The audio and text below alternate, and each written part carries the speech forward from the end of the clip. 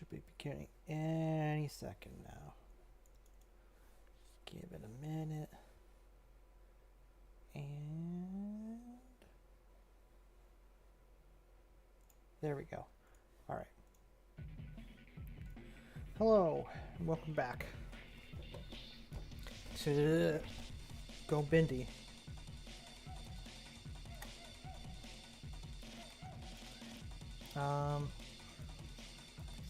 Points to anyone who can guess what game this song is from, or what it is called. Anyway, but it is called something Jungle. So let's begin. Last time we did all of this, and we need to do maybe a repeat of it in some of the other areas. Albeit with a different shape, of course, or layout at least.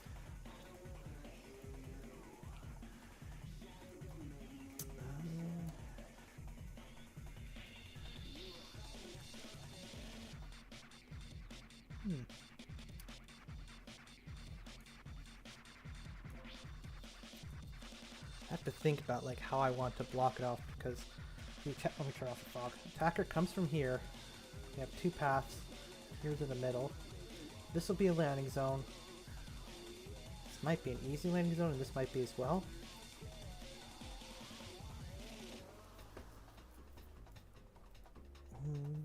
I guess this could be two. And this too.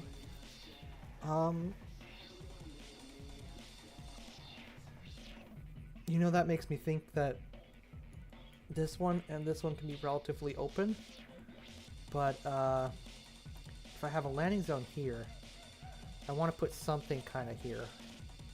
I don't want it just to be a straight path to victory or defeat.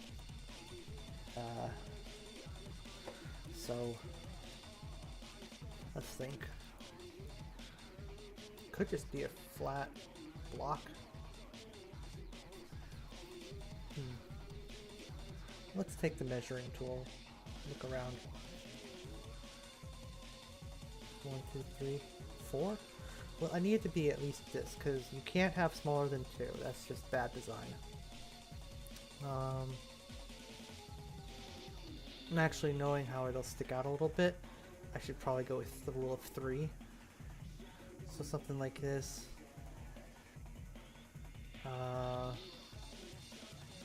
Something like this. So that means the intersection is, oops, like this. Alright. So it'd be like a cutoff like this shape. And that can work. Maybe I don't need to make it any fancier than that.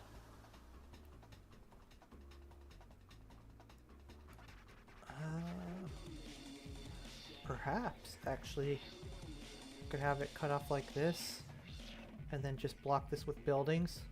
So this is just an entire wedge out of here, the landing zone back here. I could put a capturable here on the other side. That could work. Wait a second, how big is this? It is only 200 wide. So I think for this one, I would actually want it to be 300. Autosave.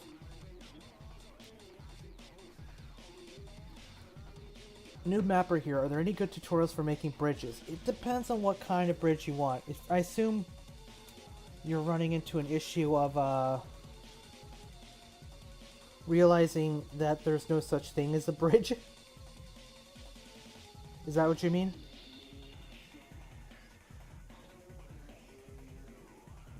Like this size.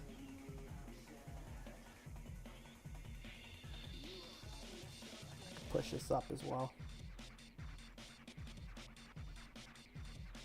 Like, I assume you realize that there's no such thing as units going above or below because of how the terrain works. Yeah, so there's no way to make a bridge, but you can do a lot of smoke and mirror stuff that will work. Those could be varying levels of advanced.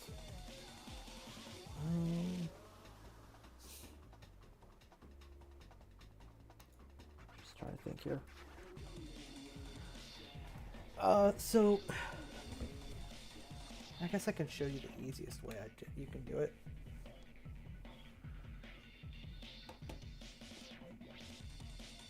Auto save, or this is actual save, but it's just taking a while. Let me think here. I think Elysia might be a good example. Actually, you know what? Yeah, do 6 is probably the simplest. So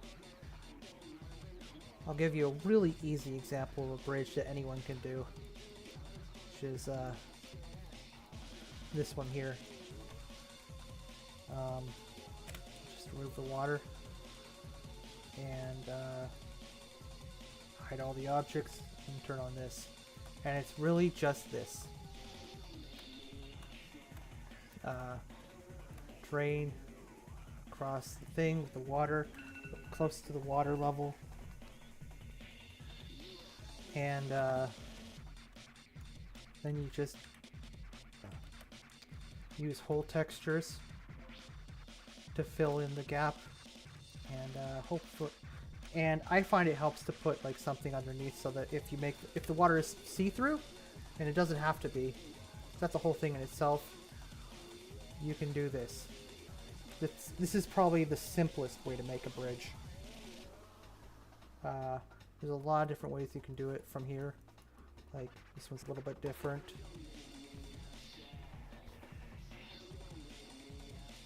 Alicia's got a little bit... Well, it's still not that complicated, but it's at an angle, which is a little tricky to work with because of how hole textures are in this.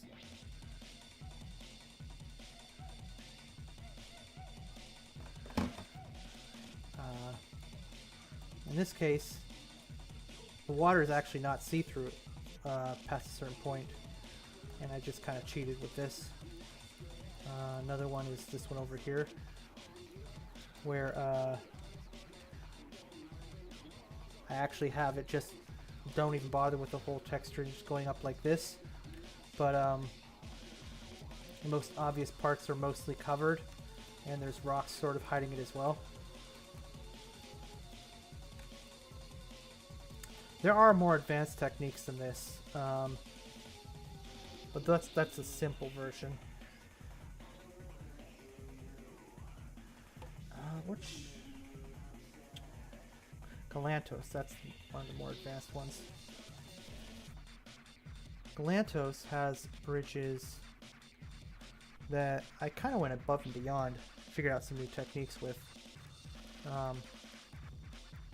You can actually see all the way through under, which should be impossible, but like I discovered some stuff with the textures. It's something I've been meaning to make a whole video on.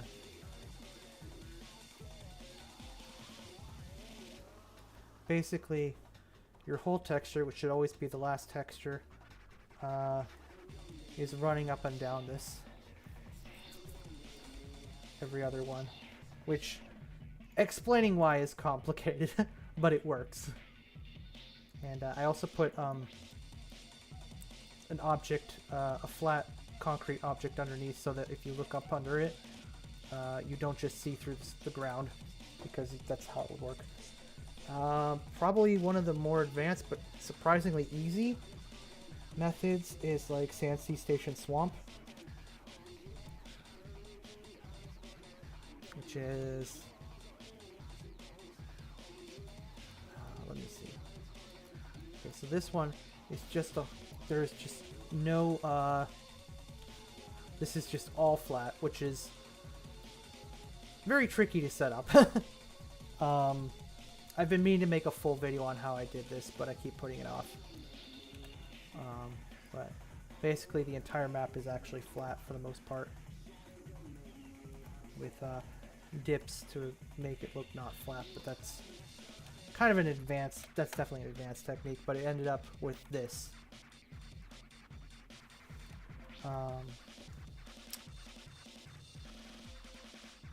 For today though, I'm working on Gobindi, which actually does have wooden bridges now that I think about it. Just probably not over water, though it might. And the method here is just smooth transition like this, because I don't want flying in to go whomp, because they will do that if you don't have like a smooth transition with the terrain. And then these parts will be passable, these parts will not, this part will not. And then I'll put like rocks and things under here and foliage to hide the fact that this is just a hole in the ground. And that's basically what a lot of map bridges are. Does that help? I know I didn't really go into too many specifics, but they're really kind of things that need their own full discussion. I have like a script called Water Under the Bridge somewhere, but I haven't done much with it, admittedly.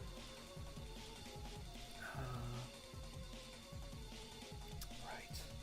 Trying to remember what I was going to do here.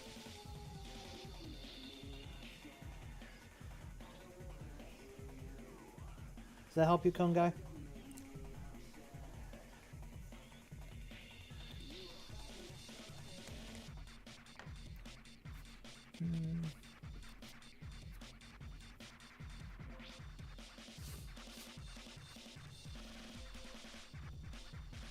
Trying to think of what I was going to do here.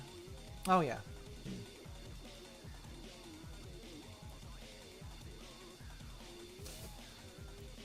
I might put up like a little factory here. I think that could work out nicely. Yeah, no problem. It's something I've been meaning to do like an actual video on, but I get lazy. And I would rather like be working with art than trying to explain every little step. But, I'm trying to think of if I've recorded myself making anything that would be helpful. I want to say no, unfortunately. Not yet. No,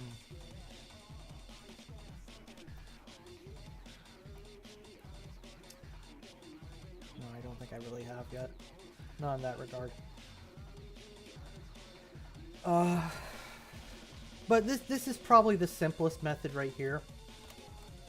That or having it like right up against the water like I did in Yadu 6. But you just find rocks and other things to hide the fact that it's a giant hole in the ground.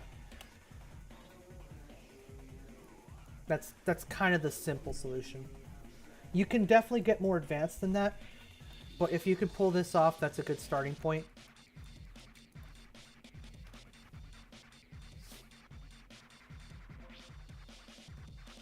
Alright, let me see. I need my favorite little marker. Where are you?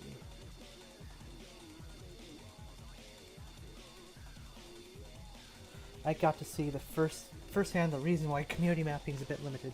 I think it's a little better than people believe. I think a lot of people find that they can't do the exact same thing they want, and they tend to give up or get discouraged there, which is understandable. But if you just stick with it, there are things you can do that you might not have originally thought of. It's kind of why I view people using like ripped assets and just brand new props and other things as sort of limiting themselves, because like having the restrictions and learning to work with them will teach you way more than just having brand new stuff every time. Because it's like, oh yeah, I got a new prop, and then you just place it like very haphazardly and it looks terrible. I see that a lot, which isn't, I've said this a lot of times before, but it's not a poke at any particular mapper or mod team or map, but it's something I see a lot, where a person gets a brand new prop and they haven't really taken the time to learn how to use different props or how to use that particular prop, and so they just kind of haphazardly place it everywhere. And like the prop on itself looks good, so people are like, wow, the prop looks good, but like if you look at it from like a technical standpoint of where it is and stuff, it's very sloppy work. And I see that a lot.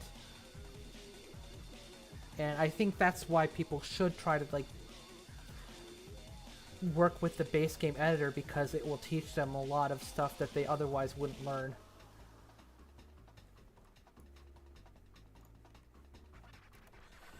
Well, the main thing I was seeing is that it can stop being community mapping pretty quick. Oh, yeah, with the, how different XML, XML references is a pretty, problematic thing. Which is also kind of why I say people should try the base game editor, because that's universal for everyone. Devs looking for mappers.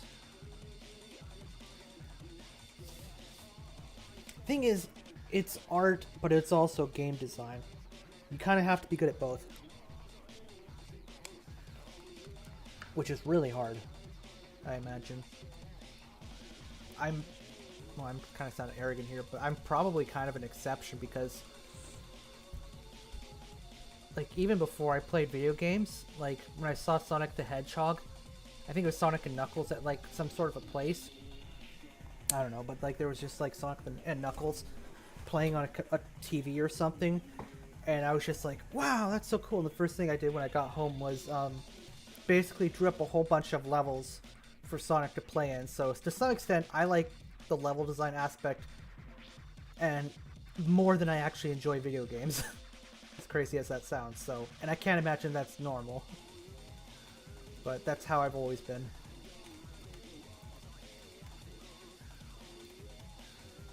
Brought this up in the sub-mining discussion channel in the AOTR Discord, and well, things happen pretty quickly. Oh? Like what? I mean, I know Helix is pretty good. Actually, I've never played any of Helix's maps, so I don't know how good they are gameplay-wise. But visually, he's got the right idea, so... I mean, for all I know, he's great.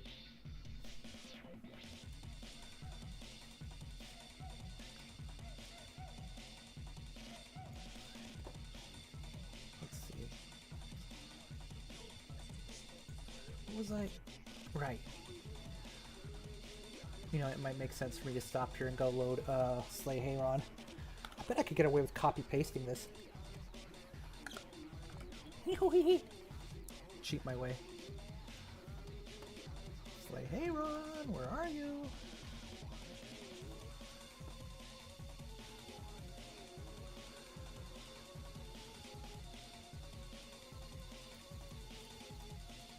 I bet this is the right color for it and everything, too. It's gonna be a bit tricky, grabbing all of this. I'm gonna have to remove a bunch of stuff as well. You know what, let me open a new one. Paste this here. Okay.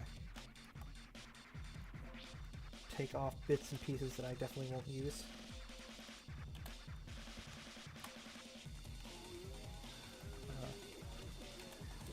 Astromech's cute, but I'm gonna use him. Alright, that is in theory everything I need. Go ahead and cut this.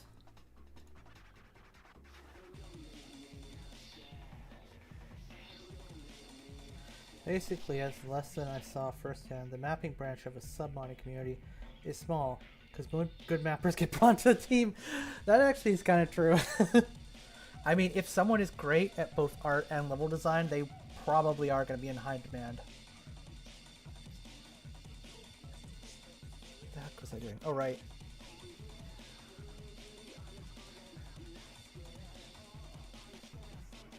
Oh, yeah.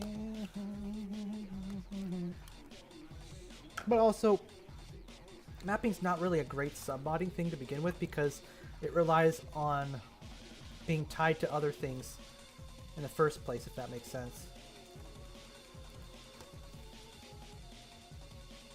Yes, you have no idea how much Control C and V have helped me. It is like the biggest blessing for this game, for this editor. If there was no Control C and V, I'm not sure I would really be sticking with this, because a lot of my stuff does sort of rely on that, on messing with things until I find a perfect pattern, and then recreating that pattern a million times. And that kind of is why a lot of my maps tend to have a visual consistency, is because, like, Control V, CV. I mean, like, why on earth would I not? Okay, I'm actually going to go back to Slay Hayron and write down all the various heights for these different parts, though. And hope they're correct. Oof.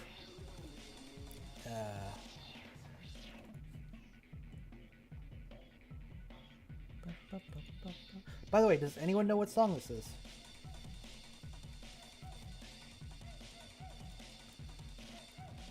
Leo told me that in that discussion, and while he was right real quick after someone was asking for advice on a map.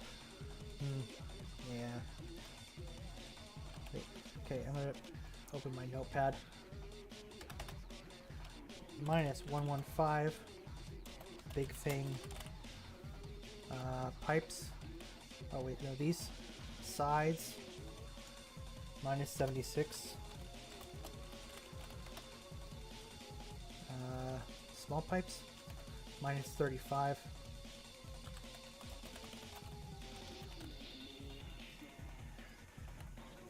-35 for these pipes as well. Pipes.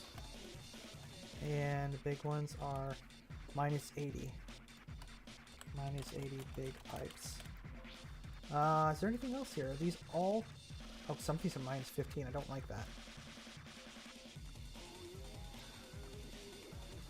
Okay, well, I'll start with -15, and the ones that look wrong I'll put down to -35 manually. Okay. Back to Gobindi. Guessing something from Final Fantasy? It is not. It is not at all. Let's see.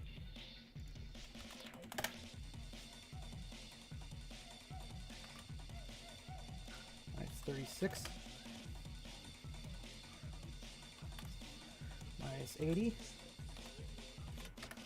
Oh yeah, running through the Olive Garden.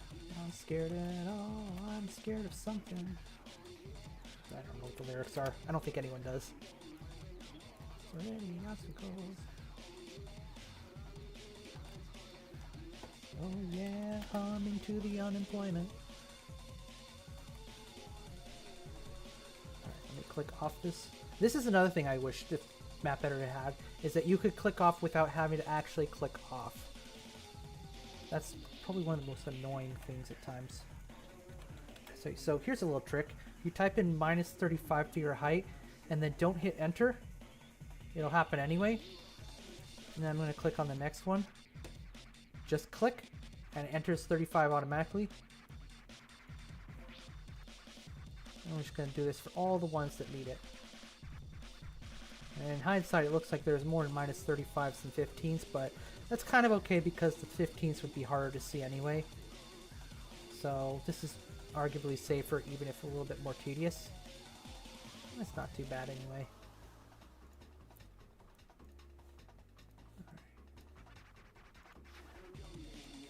-15s certainly stand out more when they're misaligned. Oh, like this one.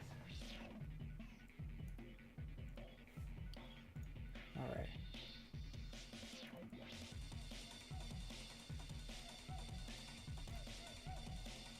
There we go. Oh, autosave. Just as I was thinking about saving. The theme is White Jungle from Sonic Adventure 2 Battle. Or I guess Sonic Adventure 2 is the real name. Let me save for real. If you autosave and then close or crash the editor without doing anything, the autosave is not actually loadable. It's quite horrible.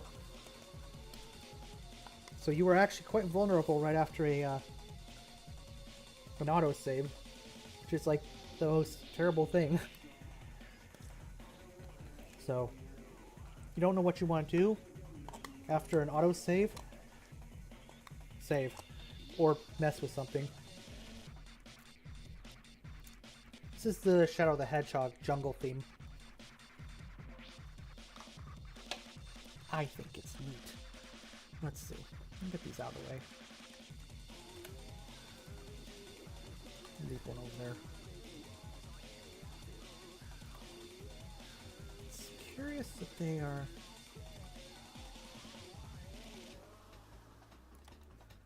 Well, this is correct. Let me save. Let me look back at Slay Hayron and see how it looks. I'm sure it's alright. That was 100% my second ace. Uh-huh. Uh-huh.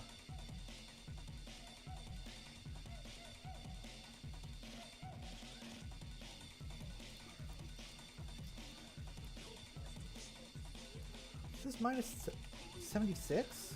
Why is it? Doesn't make sense. It's minus 76. Why is it? Did I do it wrong here?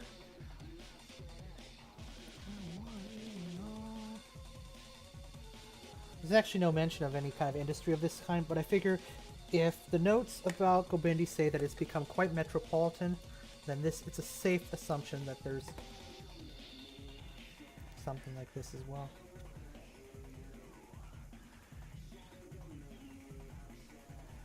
That there's some industry as well. Oh wait, I see what the issue is. It is 76, but I don't have a whole text. I have a whole texture here. That's it. that was the whole thing. All right.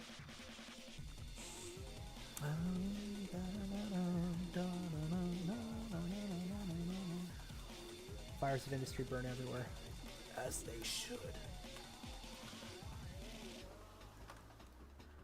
Let me think here. Will this work? 6,900, 6,800. Yeah. What are these ones set at? Minus 250, 255. Oh. Apparently not. I'm gonna say no. I'm gonna say that's not gonna work.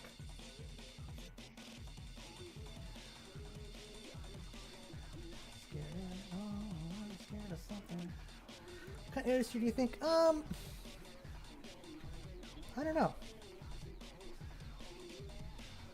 There's hospitals. Research.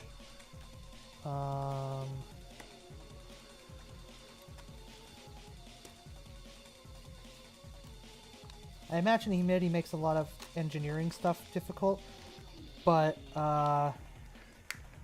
probably some. So in this case, it would probably relate to biological research. So I would say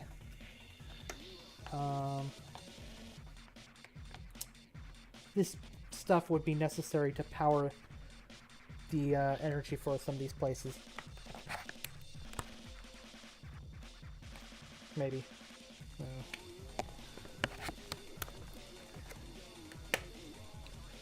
That's my thought. Let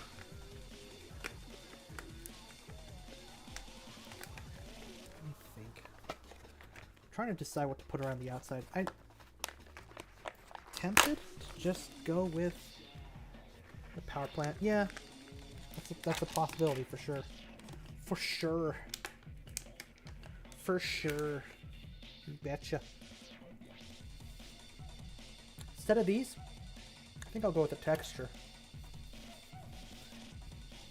Give me a sec to set it up.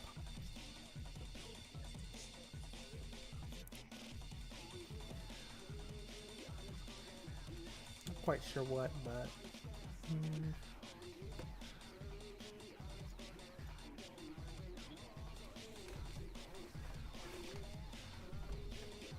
So this is perhaps the power plant then? Maybe. Or something. Where should the power generator go? Over here. Probably. Maybe over in this corner. Put another over here. But in this case... Me, I'm sad. Shadow, look at me, I'm sad. Look at me, I'm sad. You're frightened of something. Okay. So it's one way to do it. I will probably not stick with this, but little 40. Okay, as I expected, this is a little offset. But I'm going to save here because textures are fickle. And I'm going to... Oh, that's the end of that.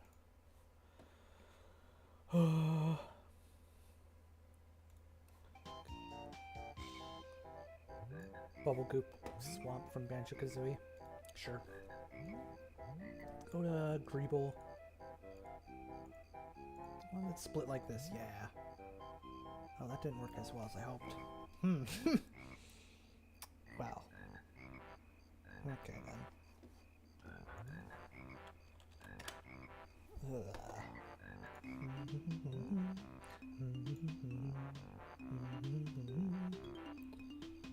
Is it the Greeble one? There we go. I guess this is fine. Now, I'm gonna change this to concrete.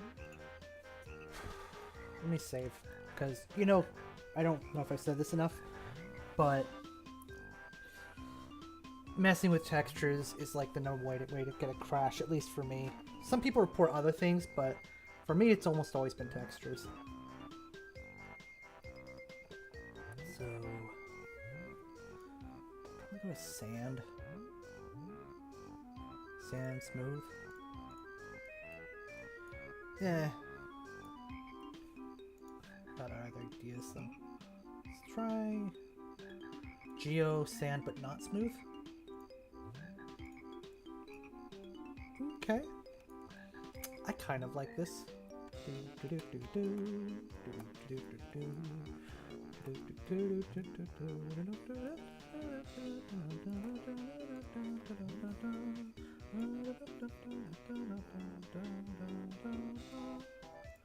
There we go. What do you think of that?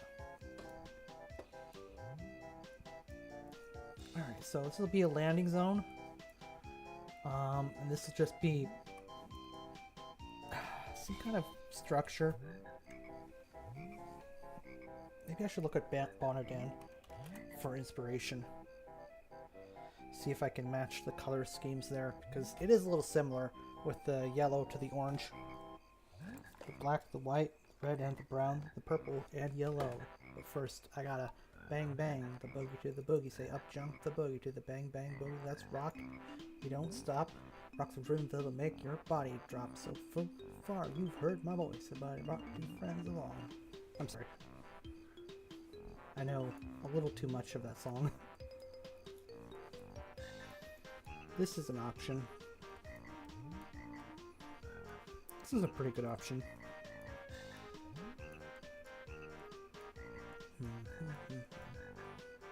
Oh, maybe these. Maybe. These oranges are a, another maybe.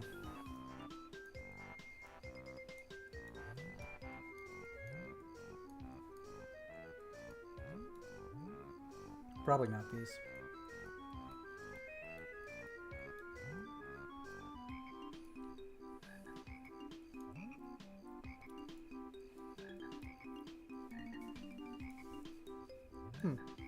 Probably not that.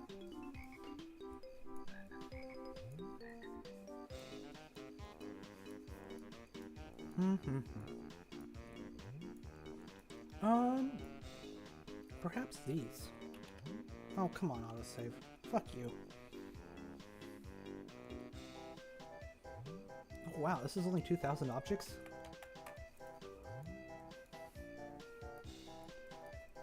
I guess they really did. I really did make it count here. It's funny.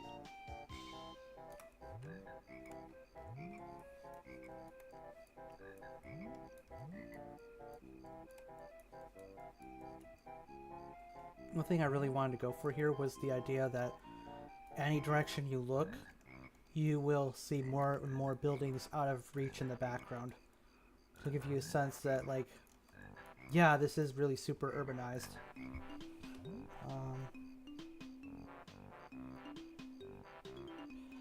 I kind of think I pulled that off here.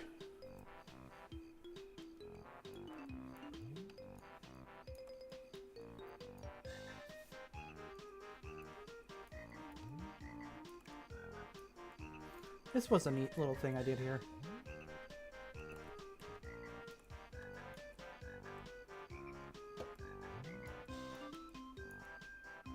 Although not even visible for the most part, I put all these little cages and pipes down here because I wanted it to just not be a plain hole, but to give the illusion of industry, even down here. I like my Bondin map. It's pretty good, I think. Cute little infantry only. Maybe unnecessary, but cute. Yeah, this doesn't really factor into the gameplay of the map, I guess. Oh well. I could use these. These are an option. How could you potentially pull off being able to see ziggurats in the distance? I could put some out of bounds. That's about it. It's not the hardest thing.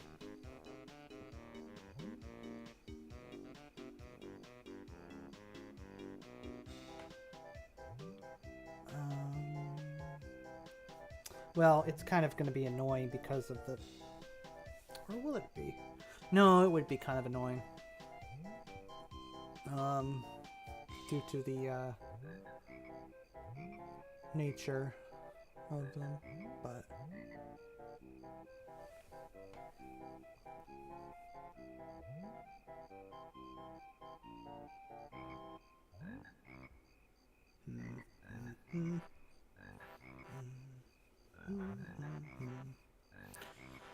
Just trying to think of how I could make another one. I'd be kind of afraid to touch it, to be honest. It could be possible to make another ziggurat, but it would be a lot of work to set one, just even another up, so I might not. I don't know. On the other hand, I do want it to be convincing.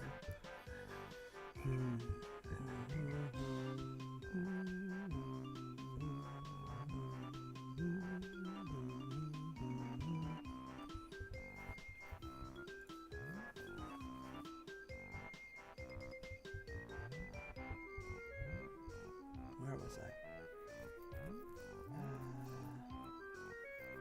Gobindi.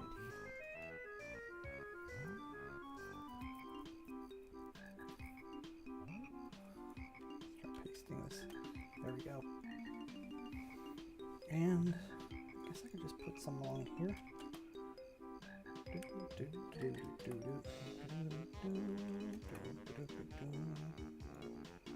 The Ivan 4 temples are props you can use for mapping ice. Yes, but they look quite a bit different. They're also a bit on the small side, as a lot of props are.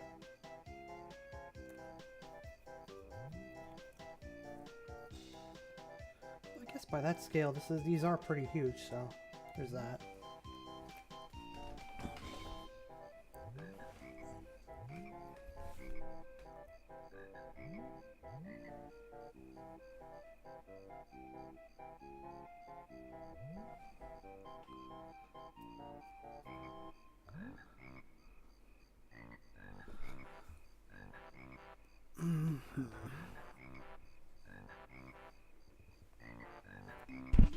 I wonder if I can make another without doing any terrain work. That'd be kind of nice. I do have a loose idea of... See, these are all resting on this for gameplay purposes, but an out-of-bounds one up here wouldn't need that restriction, so I could just have these stacked.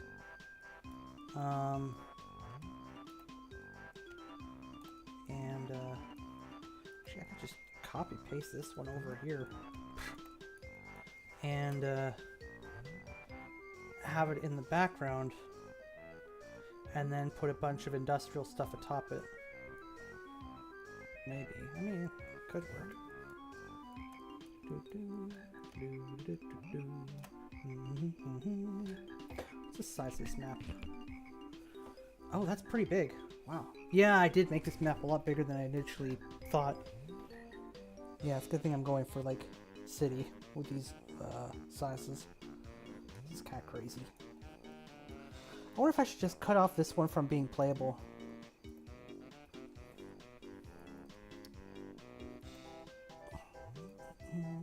Just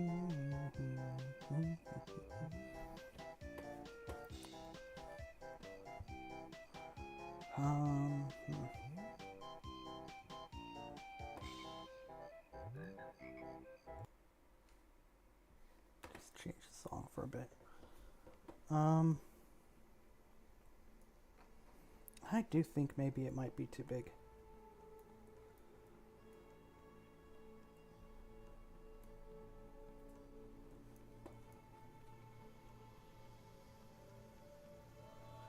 Perhaps I should have the map tested.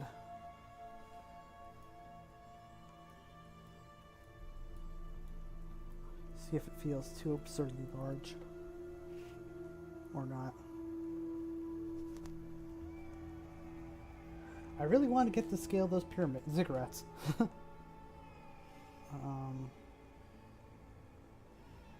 yeah, let me think.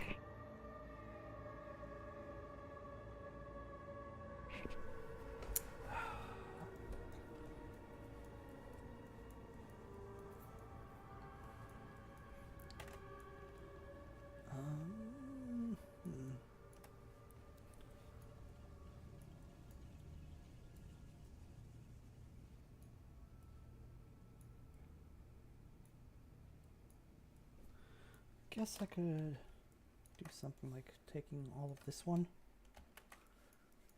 and pasting it.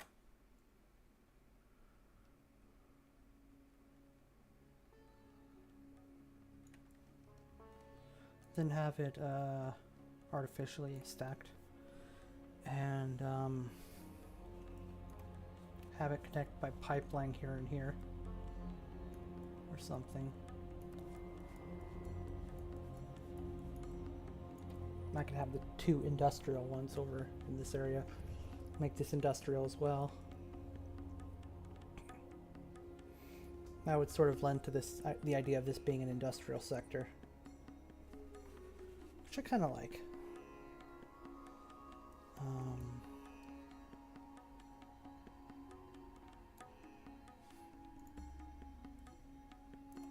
these just on every 50? Okay, they are.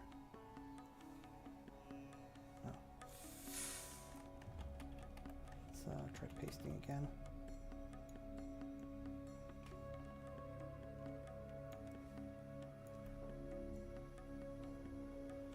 Oh.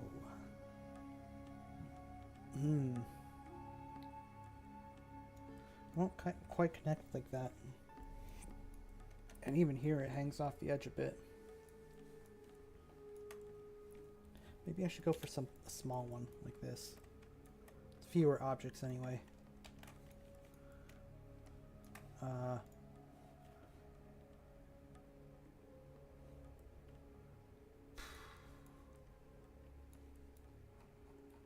I should probably make sure what height this is.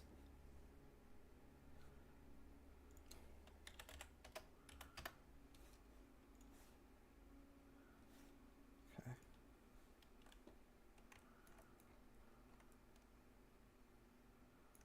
I guess it's not going to be perfectly clean, is it?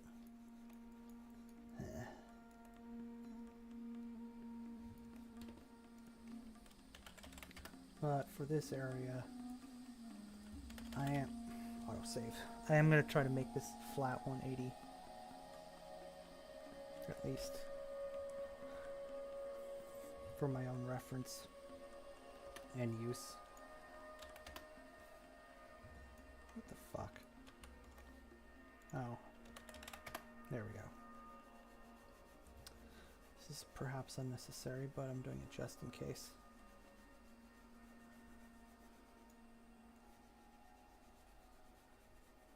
Just in case. And I'll do it over here as well.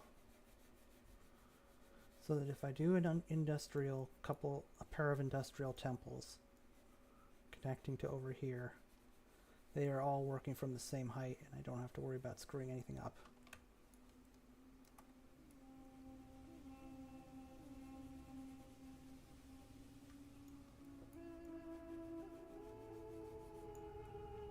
Alright. Let's go back to objects. Paste the small one.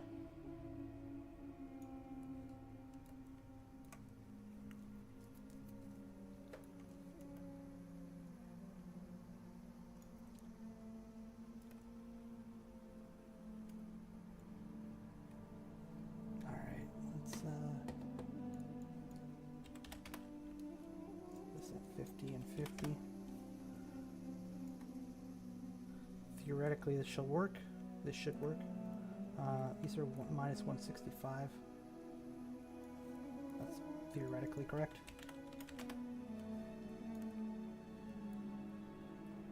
But in practice is not correct. Alright, well, what's the height here?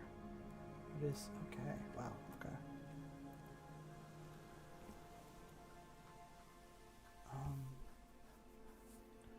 If that's minus 225, let's do the 0.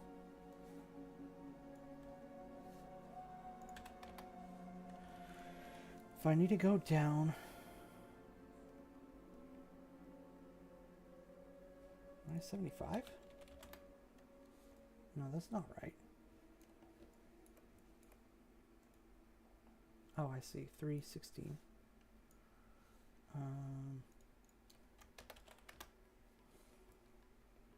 Okay. This seems to be correct. It's not perfect, but it's close enough. Alright, and the height of these is minus 255. Okay, so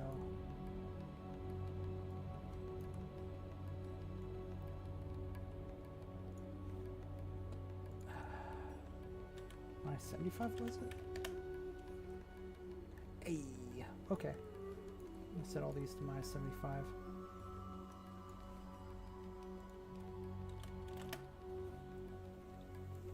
Making a fake temple over here for shits and giggles.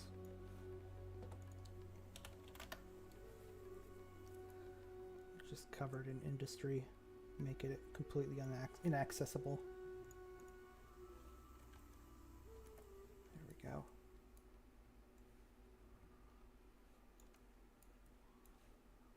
All right.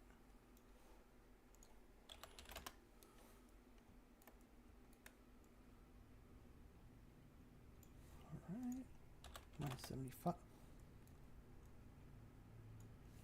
I should start from the outside first. Oh well.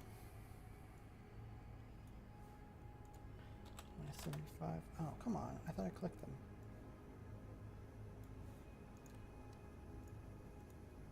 There we go.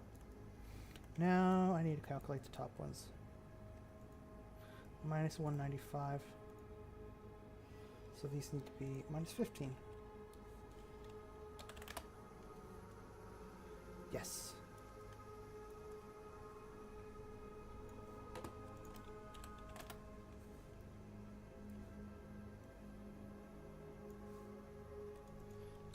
There we go.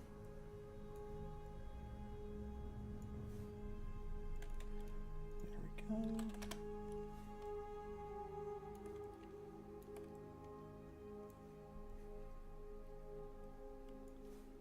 Went to the art festival today in town. It's a big thing from people all over, with people from all over. That was pretty nice.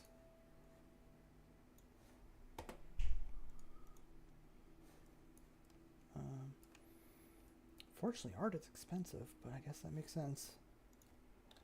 I didn't get anything, but there's some neat stuff. I don't really know if I have a use for art though. But maybe that's just me. I don't really collect things to keep in my room, etc. anymore. Either, so let's go and save.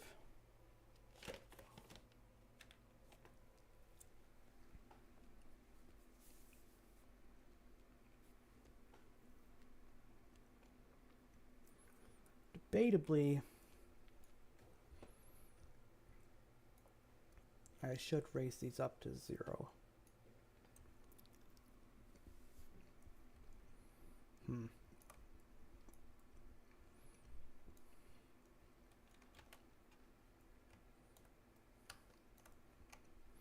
I guess I should, but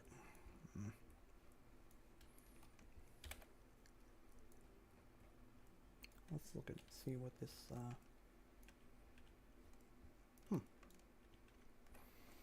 Oh, are these offset? I think they are. Let's see what these look like at least. Okay, so that's what they should look like, which means I think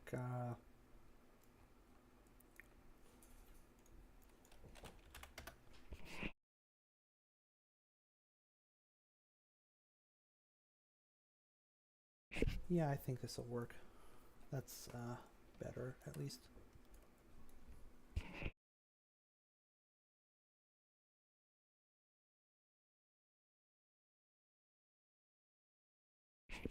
Sorry, I muted my mic for a second there.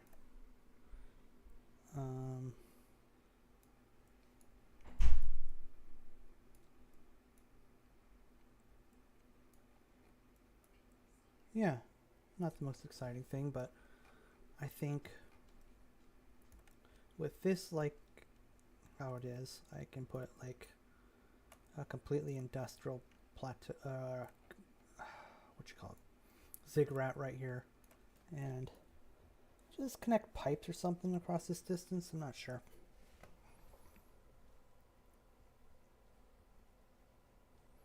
I think that will work.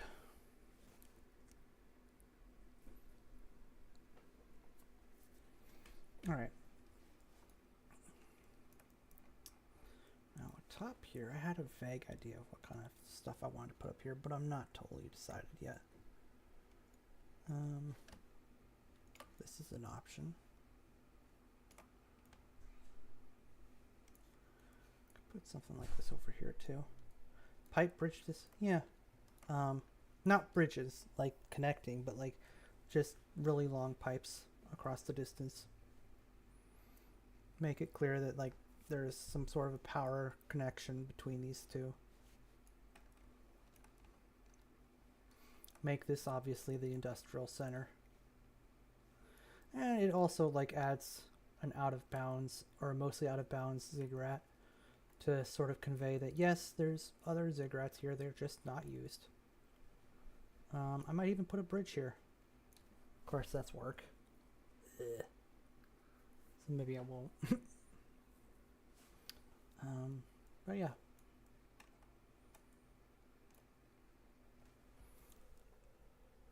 I think I may end up having...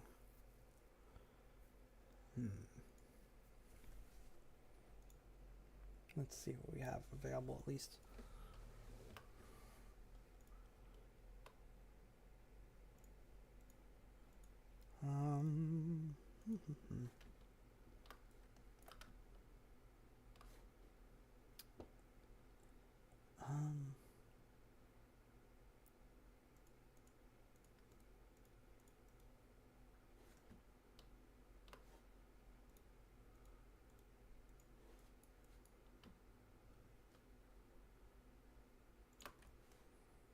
That's a funny prop. I might need to try using it again.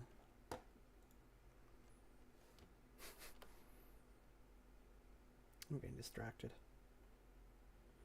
As one does.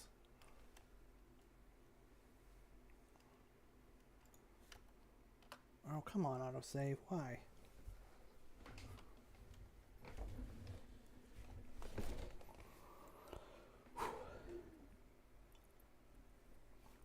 Oh, sorry. I need to put on some music that'll... Maybe this.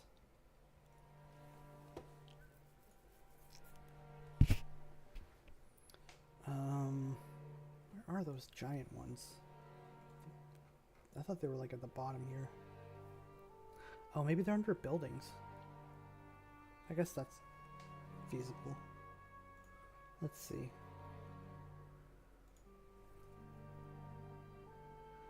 Bandamere props might actually work.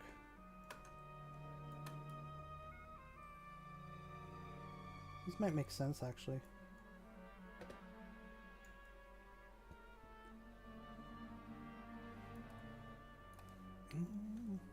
Yeah.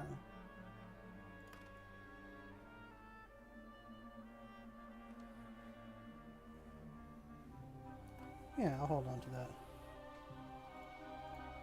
Yeah, these, I suppose.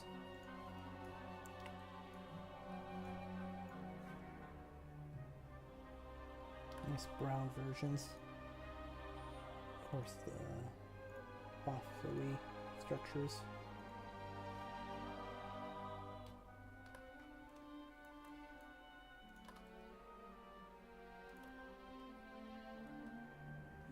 Do they?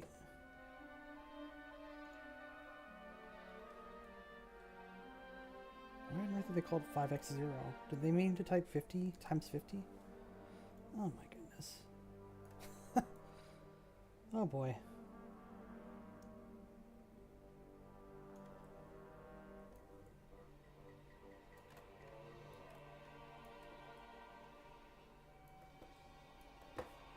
Oh boy, oh boy.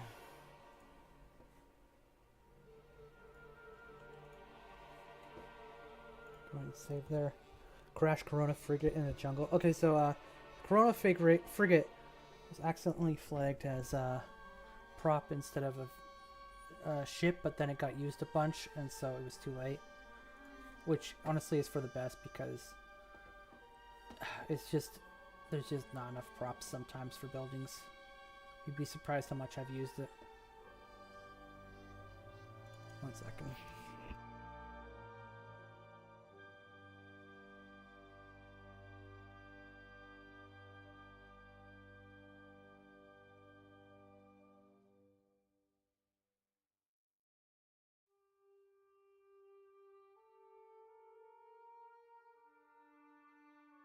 Sorry about that. Alright, so I should have better control of this now.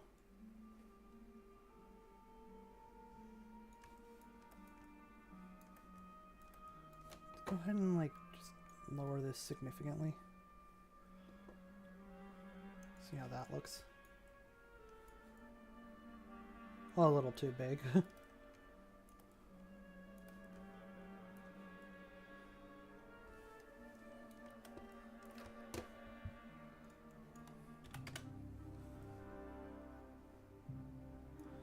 Well. Maybe this... maybe.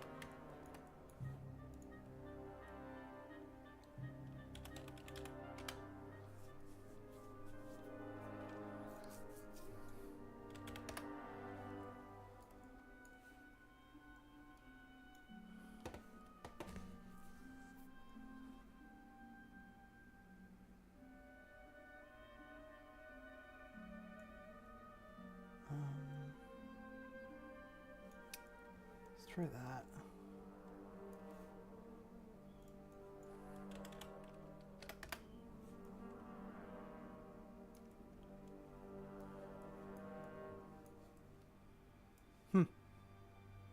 How's that?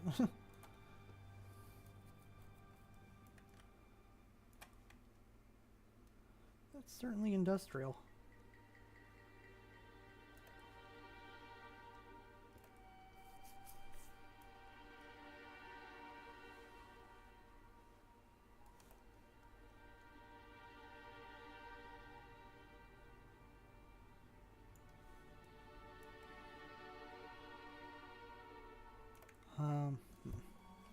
That looks nice. Think so? Suppose if I'm completely covering some of these, I should be more economic and remove the unnecessary. Save on props a bit.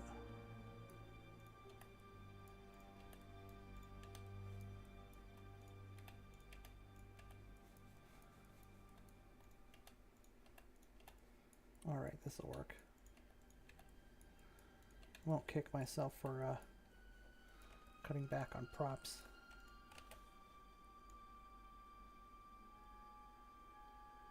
There we go. Of course, yeah. Maybe add some stuff on top? Yeah, definitely. That's definitely a good idea. I definitely didn't want to leave it as just two giant pipes sticking up. But this makes a better base than I expected, honestly.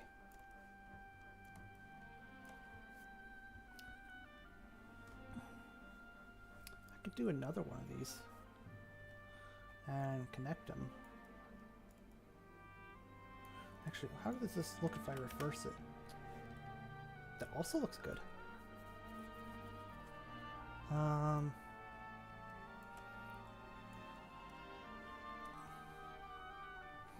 I'm tempted to just make another one, put it here, and have it connect here, and then have another industrial section.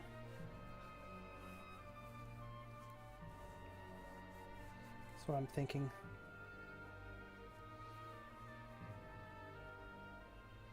Yeah. I think I might go with that.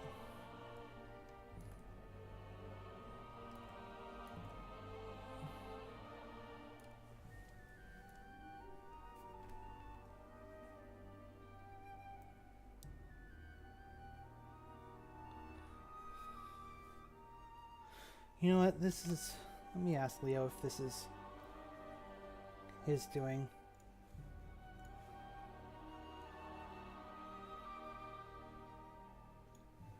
The 50x, the 50x0.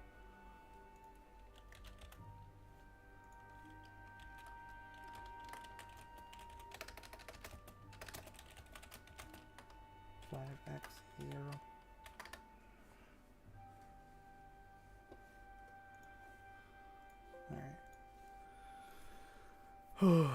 Alright, I do kind of want to do another one actually. That way I can connect them and have them connect here with pipes or something.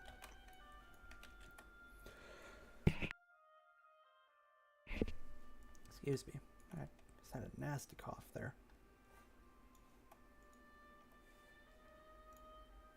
I believe it might make sense to... Oh, that's lining up too perfectly. Don't like that.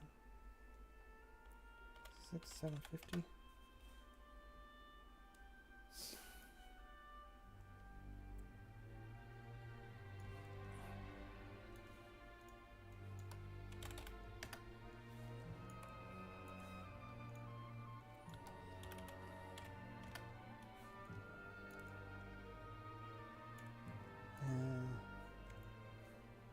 Set this one to 0. Make it the opposite way.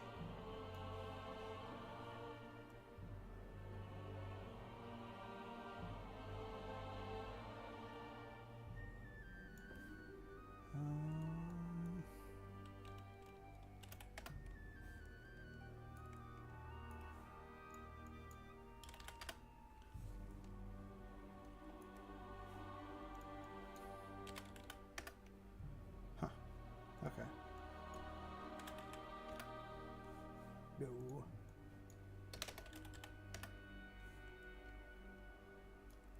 Okay.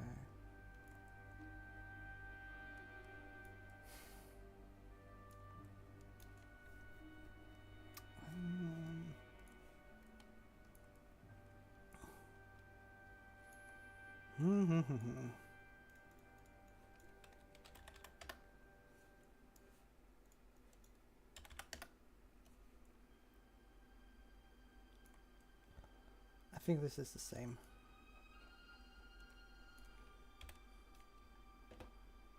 2, 3, 4. Oh, autosave, not now. How annoying.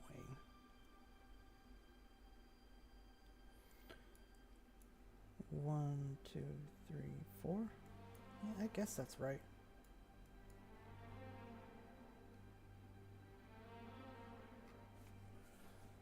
Hmm.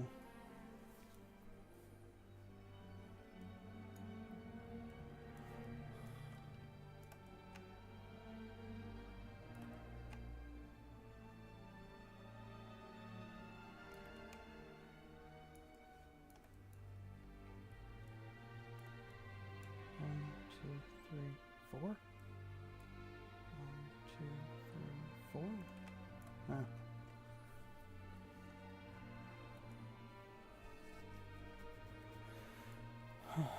Autosaves always know the worst time to show up. They do.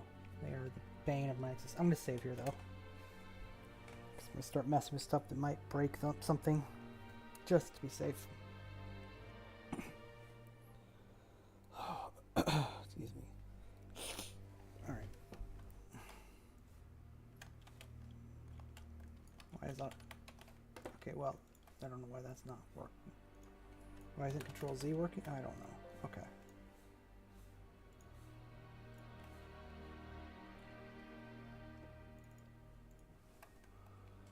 That's annoying.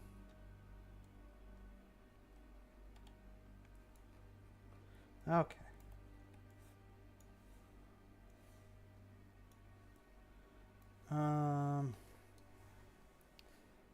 Dragon J Magic still being obsessed with the ziggurats, I see. It's always better to be safe than sorry. Well.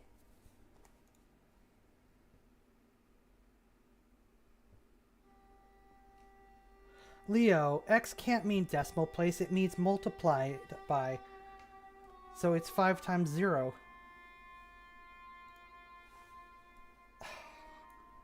Like X50 means times 50 means it's 50 times larger. You can just put X50, X5.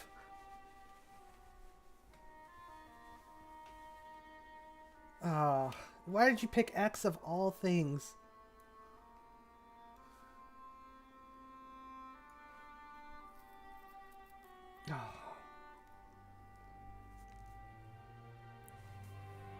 I mean, it can't be used that often. Is it too late to change it?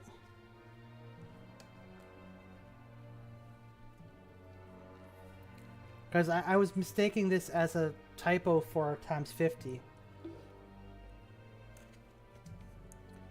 What are the block props? They are the Onderon Tower 2. Hi, Rogue. It only appears on 1 or 2 maps. Okay, I mean, can we rename it and replace them? Because I can't read this as not times 50.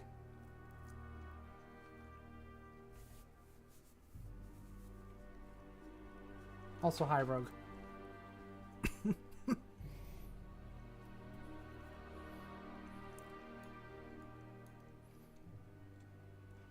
Yeah. Making ziggurats. I lost my train of thought. Oh yeah, minus 15.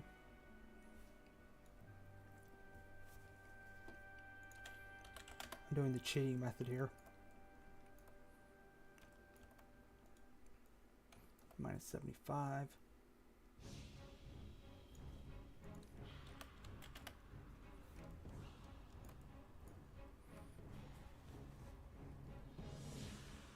I mean, how hard can it be? You just write down their exact positions if they're not used that often, and then just put a new one in. Oh my god, are we gonna have to do the whole bullshit with the pushes though?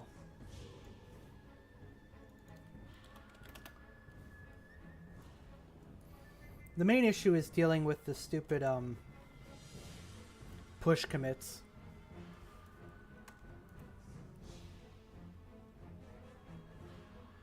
What's this one? Minus 35? 135, okay.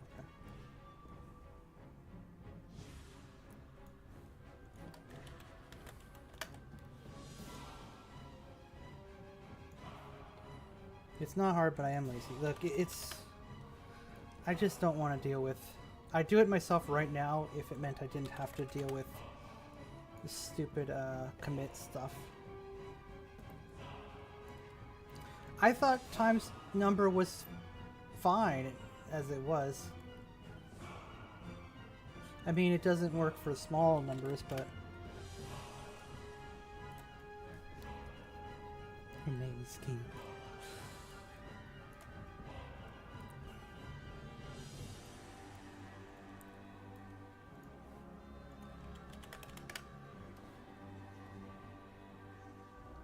Alright.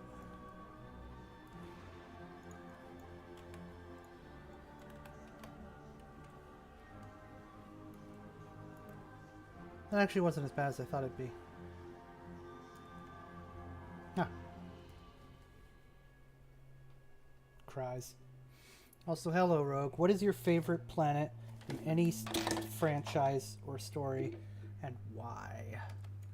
Why? This should work. Let me save.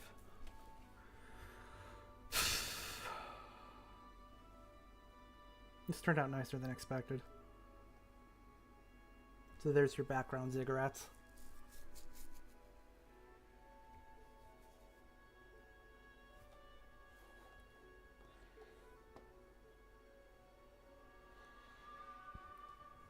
Dragon Magic's getting his background ziggurats.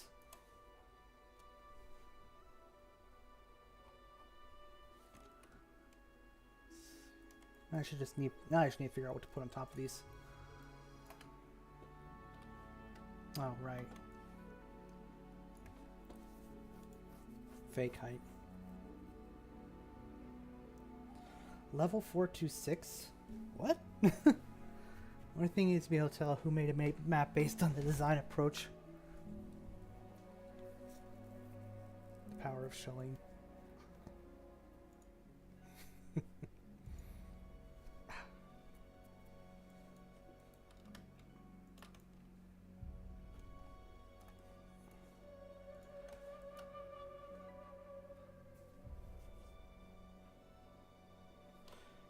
Are those sparks?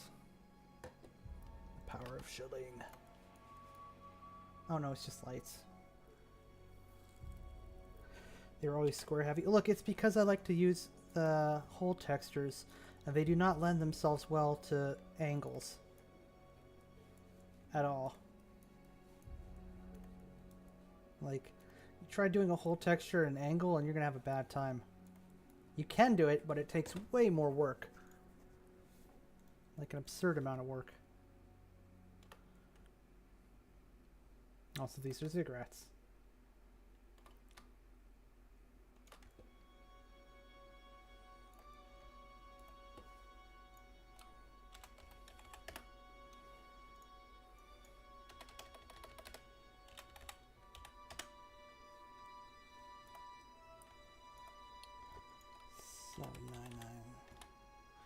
First thing with landing zone kill maps is math.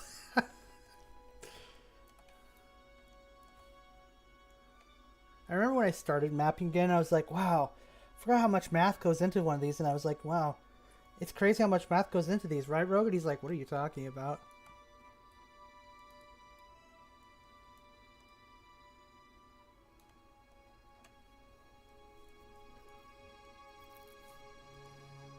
Turns out Rogue wasn't using hole textures. I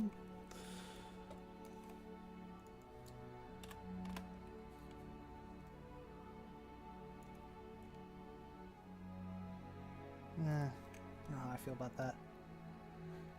Math is the best subject, changed my mind.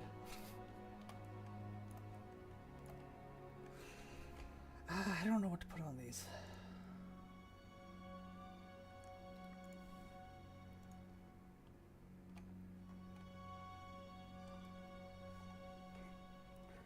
I was using hole textures, but minimally.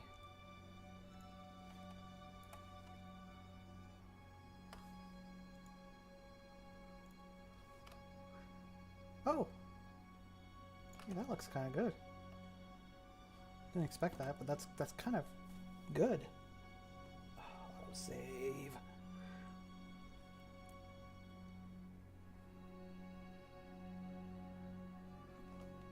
All right.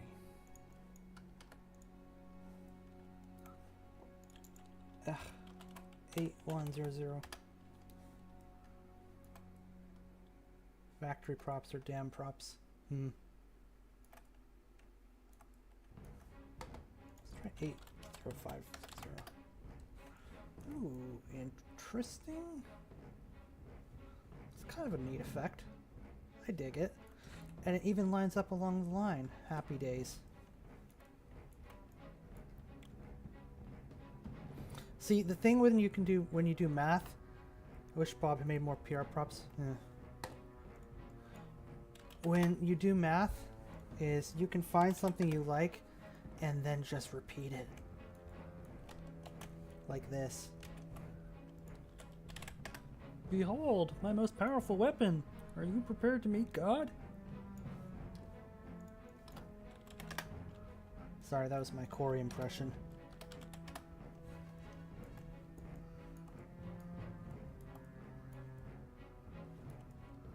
Look at that.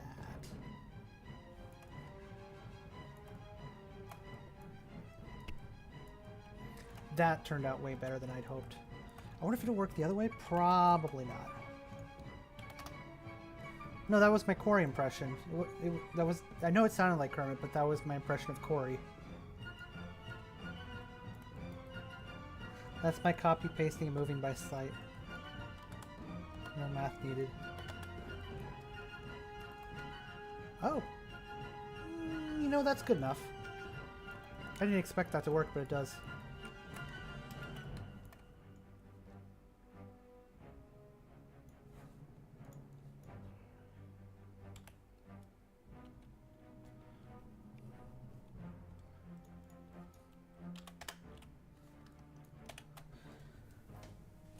You don't need to do the math, technically. If you copy and just scroll the position number slightly, it will go to the position of the original thing. Then you can just use the scroll. I'm not sure I follow. Scroll unless you're at the edge of the map. Oh yeah, it doesn't like that. That's why I set it to like 1. And then put it back where I wanted. Scroll turns and teleport. Yeah. It's because, honestly, entering a value here works that way as well. Like, 150. Teleport.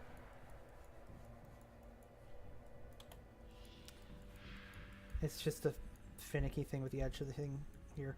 Actually, that's what made Axilla so hard to do. Let me save this quick. I like this, and you know what? It might help to look at Axilla anyway.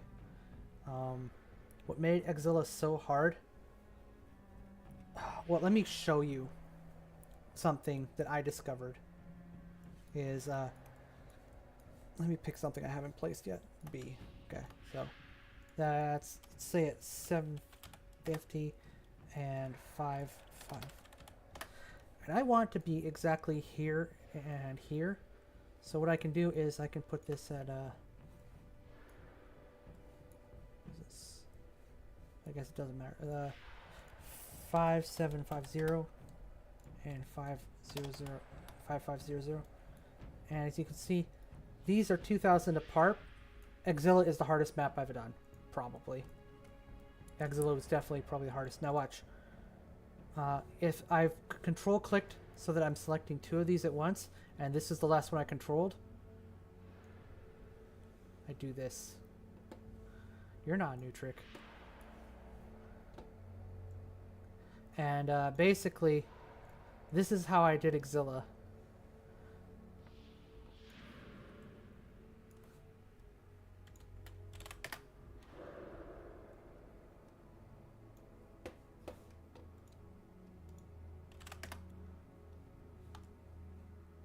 That's basically what I was doing for all of Axilla, except that it was usually values like well beyond the map's edge.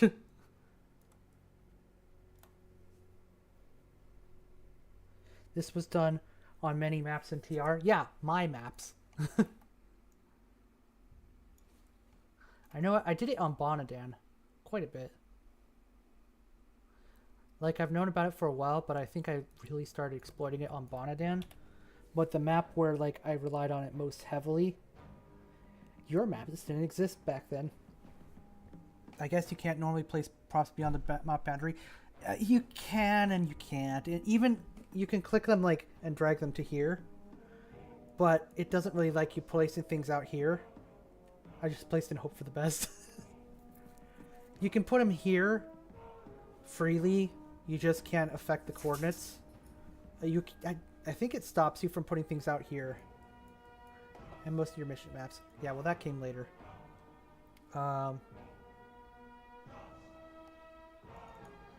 What made Axilla hard is that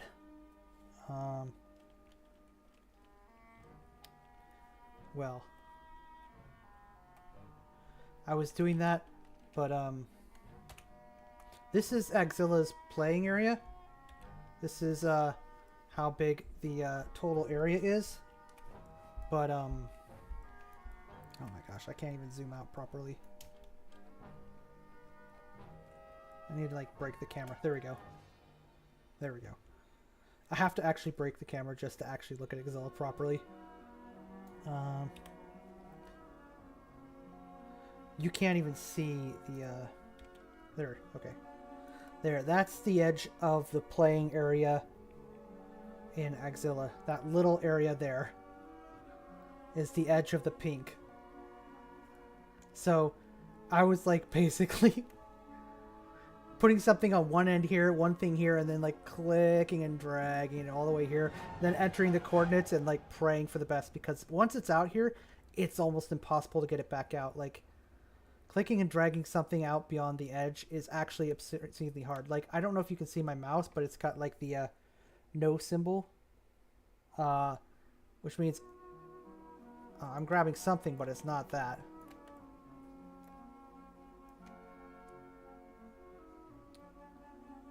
And yeah, so once something's out there, it's not coming back. Nope, not for me. I would rather not have to do this again for a very, very long time. Axilla was pretty hard. So when I say Axilla was like the most advanced map possibly ever made, I am not exaggerating. This was kind of a mathematical nightmare.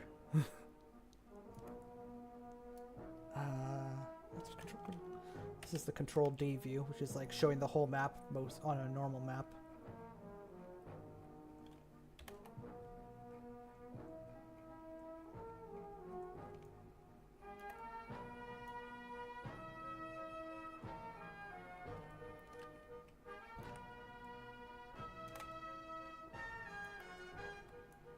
But the result... Why didn't I increase it to 25? So I did, but that messed up the... You can only go up to 20 on ground. It caps at 20, not 25. But I had it at... It only goes up to 6... I had it at 16 because... of how certain things on the 5x5 scale that I designed it around, 500 by 500 scale, lined up. I love how you have to clip through this thing to even see the playable map. Yeah. If I did any other system than 16 by 16, these tended to get messed up, so I decided to just stick with it. So you'd still need to deal with the left side. Yeah. Border only expands north. Oh, that's actually not that hard to deal with. That's... Oh, my back, my arms, legs. Well, I could expand it and then shrink back down, but that starts causing some weird, unforeseen problems that you might not expect, so I was very minimalist about doing that. And I tried to just not do it at all. But let me see here. Ah, my leg is dead. Ooh. So, I am definitely not going to save this, but if you want to expand a map to 16 by 16, you go up by 1, then you hit 15, 15, and it basically puts each of these patches is, oh, my leg is dead. 30 of these. So if you just put 15 and 15 to shift stuff over, you just create a bigger space around the edge. So that's not too bad, but it's something you want to do at the beginning of your map making, not the end. Because if you do it later on, it can sometimes start getting a little buggy. Depends on the map and how you have it set up, though. It was especially dangerous on Axilla because so much stuff existed beyond the bounds that as long as stuff is like within the area, it's pretty clean. You'll have some funny business with the outside like this, but otherwise it's fine. But like with Axilla, there was so much stuff beyond the borders that if I did that, stuff would just start randomly appearing in the middle or on the other side and all kinds of nonsense. It was just like, I don't want to deal with this. I don't want to save this. Okay. Ooh.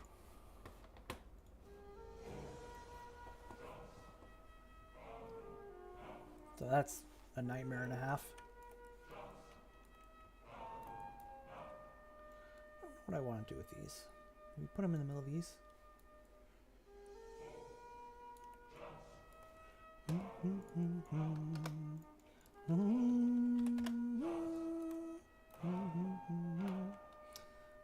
what's this height at? 200? Okay.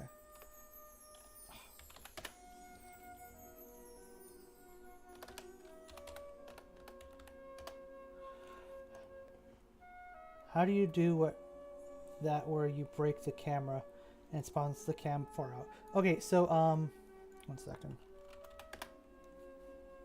It's actually pretty easy to do and kind of annoying to avoid sometimes. That'll work.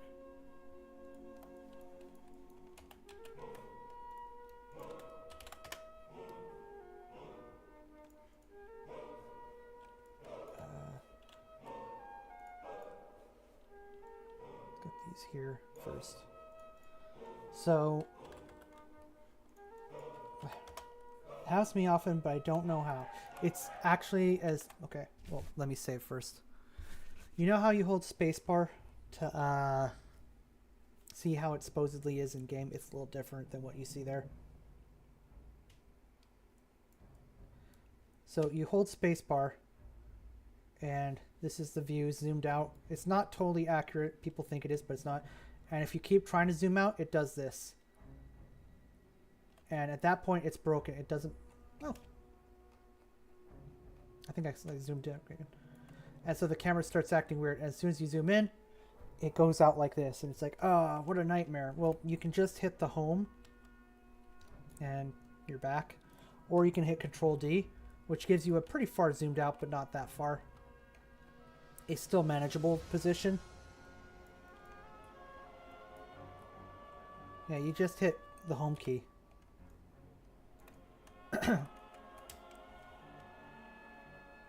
It happens when you try to zoom out in the holding spacebar mode.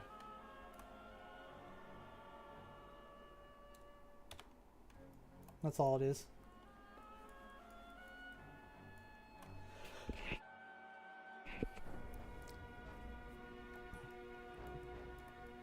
All right.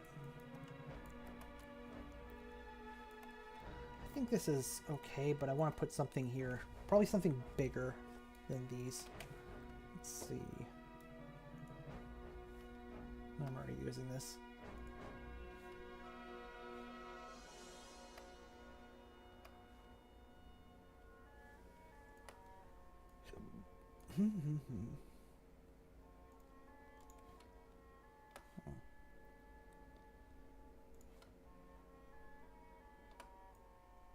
Where were you guys 10 years ago? Were you really zooming in this whole time? That sounds so painful.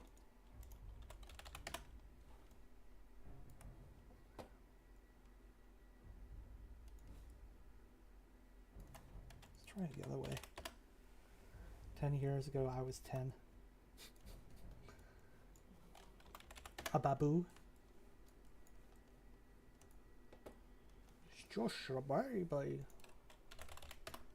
What the fuck? Oh. It's an extra 0.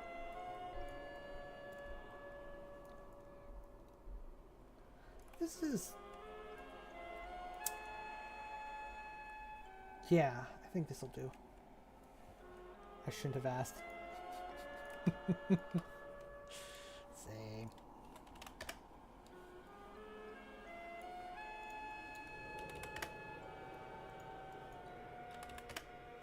There we go. And there's the industry.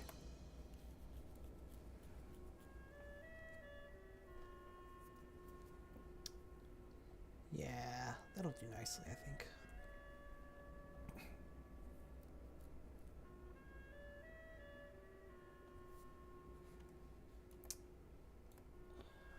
I was 3 when the game came out.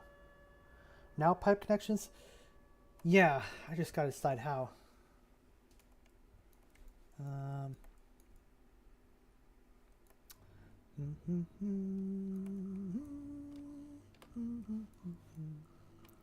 Probably put something here, here, here, and here, and then use them to connect like this, and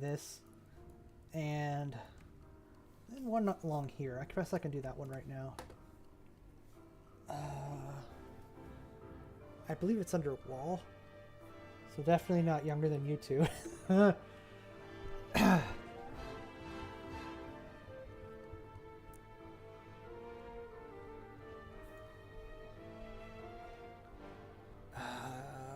Walls? I think walls.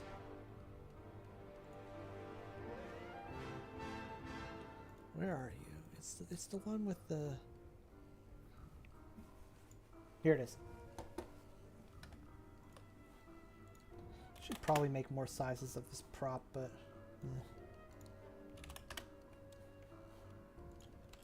Let's try 200. Hey, that actually reached better than I expected. Huh. I believe it's 630. Wait, let me raise this up a bit. Okay, yeah, that's perfect. 220. You know, I could just do multiple, I suppose. And 50. I love that pipe prop. I was in high school. Yeah, I think I was too.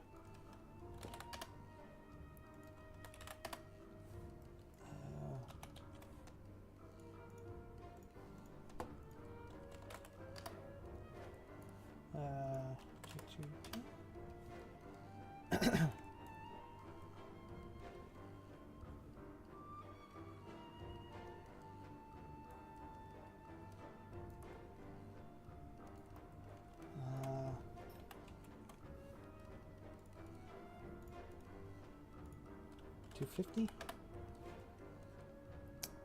Actually,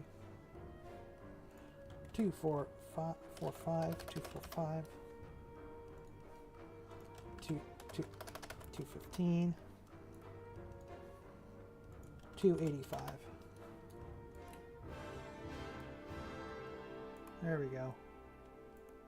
That actually lines up way better than I hoped, but I probably need to put more in.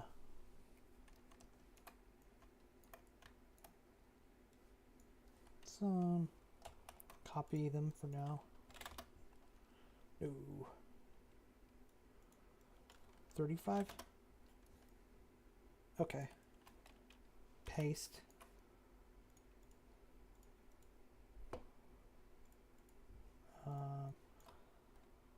From 50 it would be 65.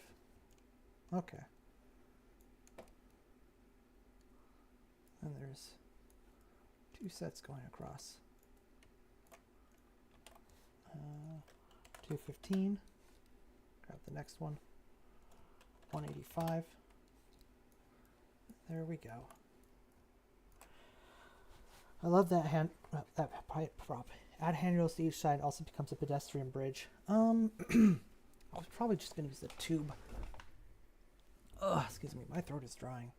And a door to each side.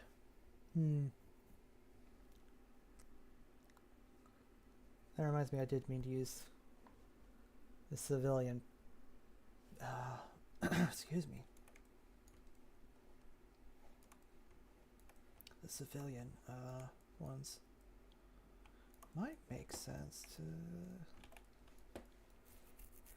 check this out. No. This is, at this point, no bridge. Let's try this though.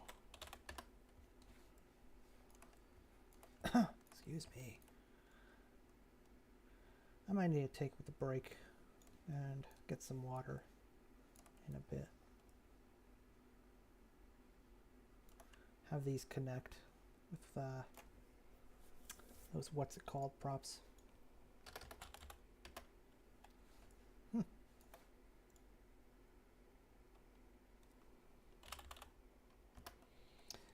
You could put a version of the prop without pipes in it in the middle section, have a tunnel with pipes above and below it. I could, but I'm thinking what I'll do is I'll just have like a civilian tunnel, or the worker tunnel going across here and here, maybe. Actually, can I line these up? Possibly.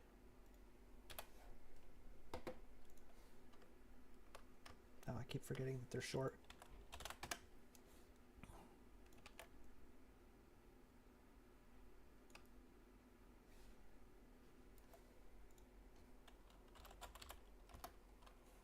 Tunnel being the pedestrian bridge.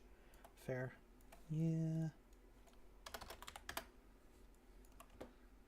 Can I can't really connect these. Maybe like here and here. Excuse me.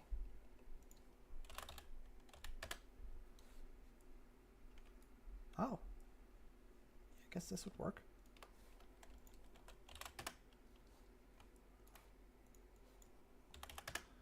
All right.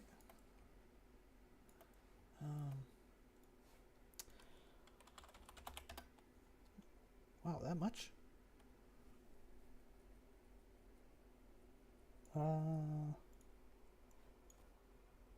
You know, I'll just go with this number and then see how the bridges line up and then adjust from there. Yeah.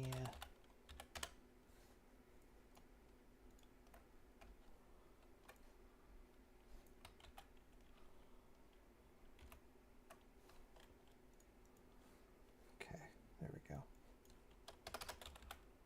That looks good. I think so.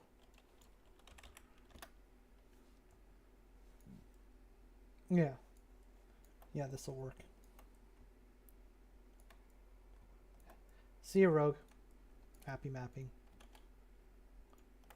Oh, crap, I clicked the wrong thing. Alright, I'll paste in this side too for posterity. Can always adjust these later.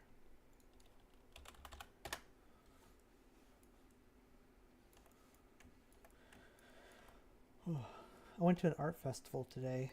That was kind of neat. Massive art festival. Visiting the town I live in. Unexpected. Well, I was told it was going to happen, but yeah. I didn't buy anything. Everything was too expensive. But I did get a like pineapple ice cream thing, but it wasn't ice cream. I don't know. It's kind of nice though.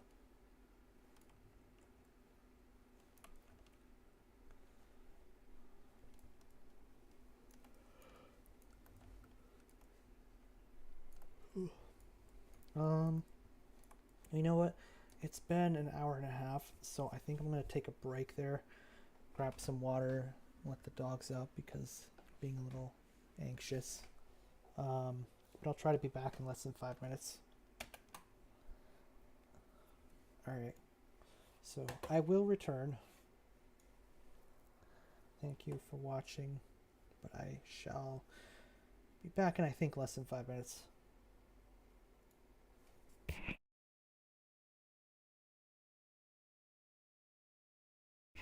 Good night.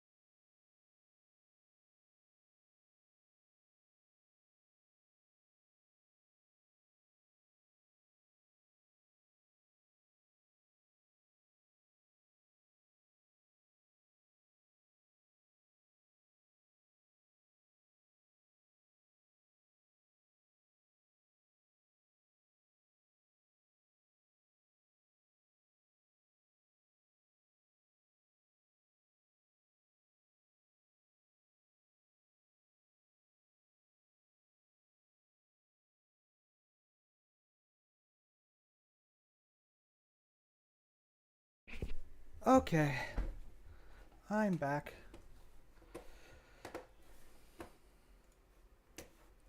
Alrighty.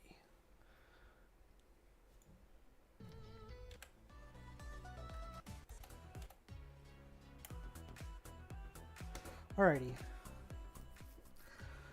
How is everybody? I went and got myself some tea because my throat was drying out.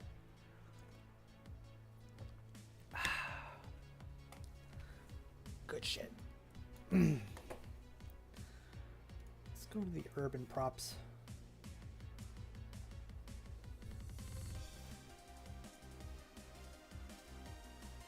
Look at that, I'm back right on time. Let's see, I'm looking for the tunnel ones. They're a base game prop. Here we go. Let's go with these.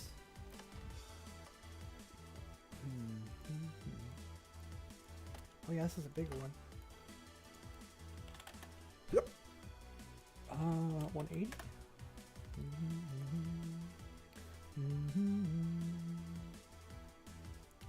Ah. Might be a little too big.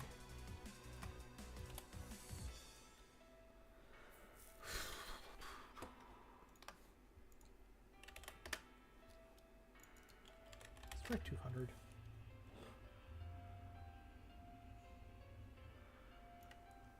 If you guys hear TV or something really loud, I apologize.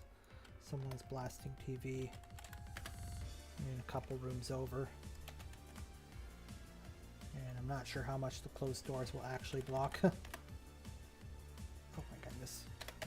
I keep adding an extra 0. Alright.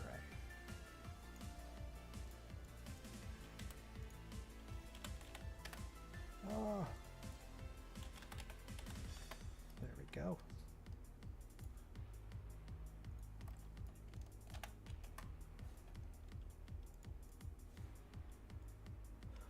There we go.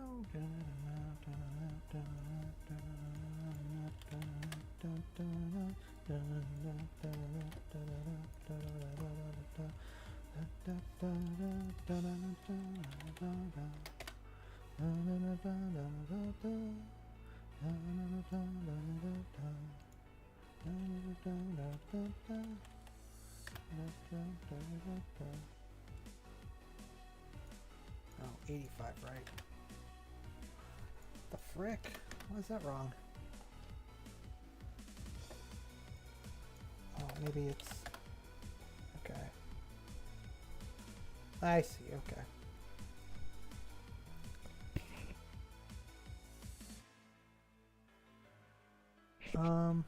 Give me 1 second.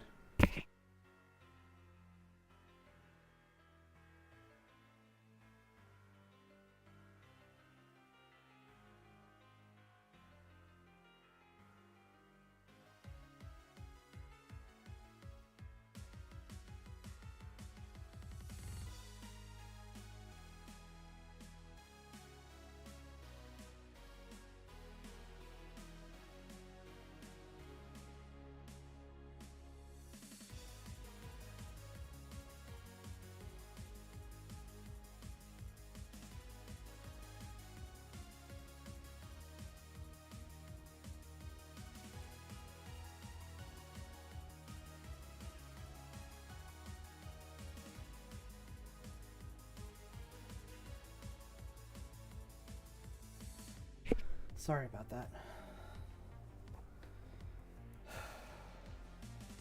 Alright. Let's see, where were we? I did set these to 200, but I actually think 180 is better because I think it covers the door. I feel like having the door on this side is better. Yeah. 185? No. 181 apparently. Alright. That works. Now, what's the sweet spot here? It'd be easier if this was an odd number, but here we are.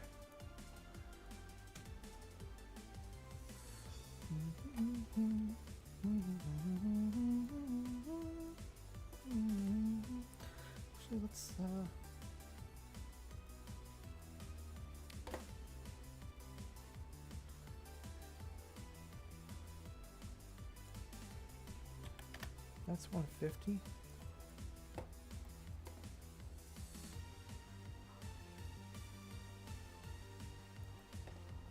This is okay. I need to find the compromise premium. More math.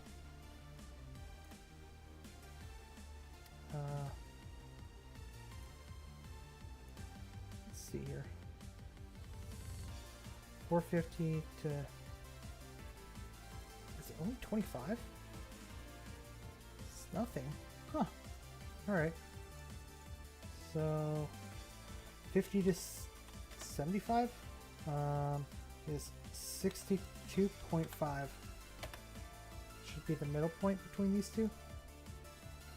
And I can move this out slightly to match better.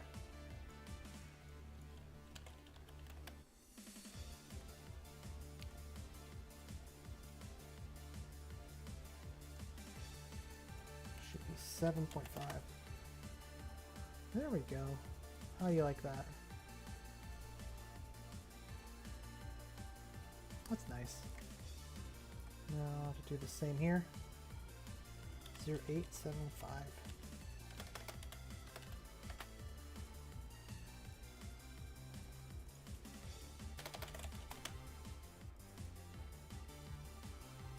Let's do the same with these.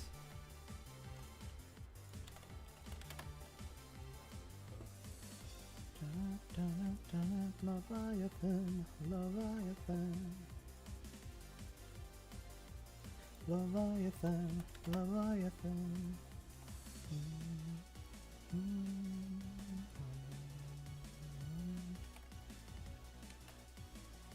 Frick.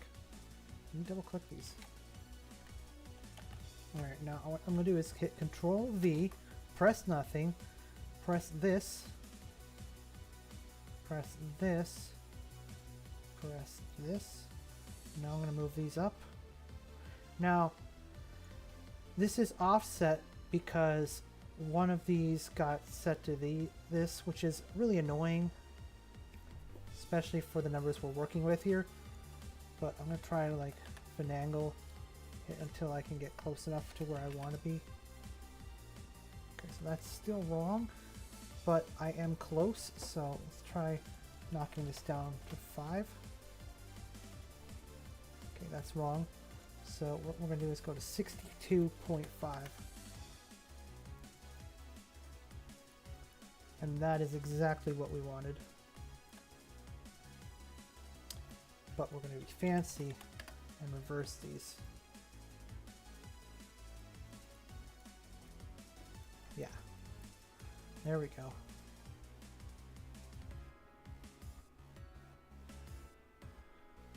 Now, at this point, I'm considering raising or lowering these. And that is viable because it shouldn't mess up anything. I hate how it does that.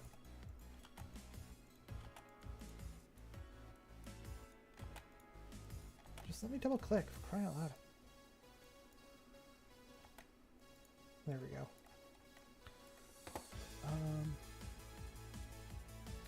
Let's try this. I don't want them to be at the exact same height or bottom height as these. So let's see how this looks.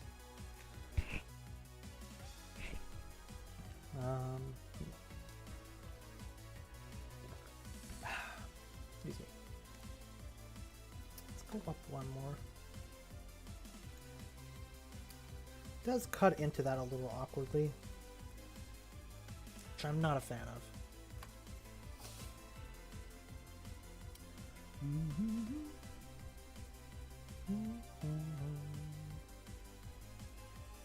suppose it won't be noticeable, so it just becomes the question of whether it's more noticeable that the bottom is equal to this or that it's cutting into the top of this. I think, oh, what was it, 181?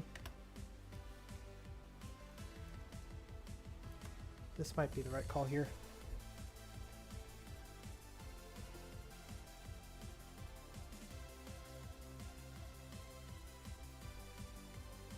Yeah.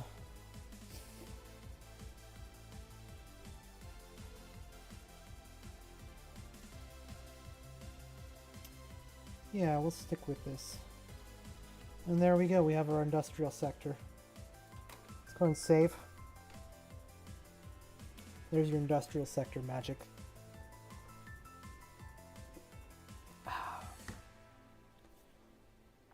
Not technically part of the canon for Gobindi, but it did say metropolitan, so industry is not the craziest thing to have a little bit of.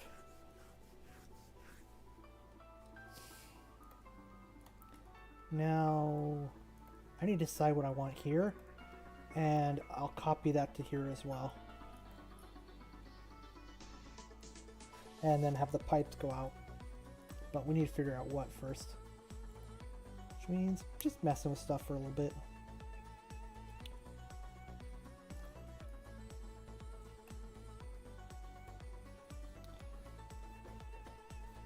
I might try a different song though. If you don't mind. Here we go. Let's start over. There we go.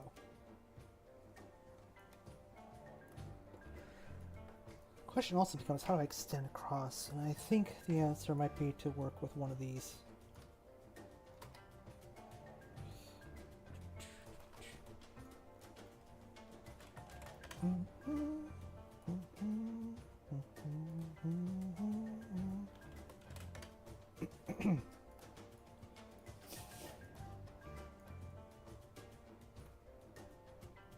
Let's go with this.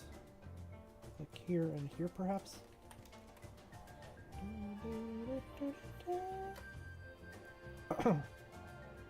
This could work.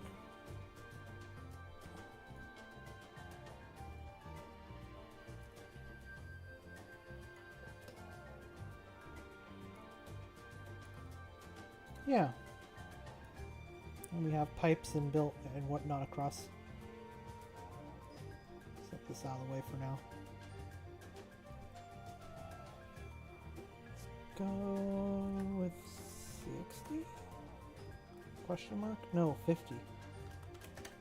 There we go. Put that out of the way too. 690. This ended up lining up way better than expected. Now we just need to choose the height.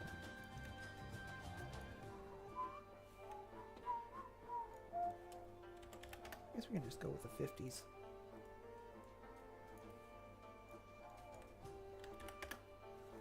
And this doesn't line up perfectly for this, but that's kind of okay, I think.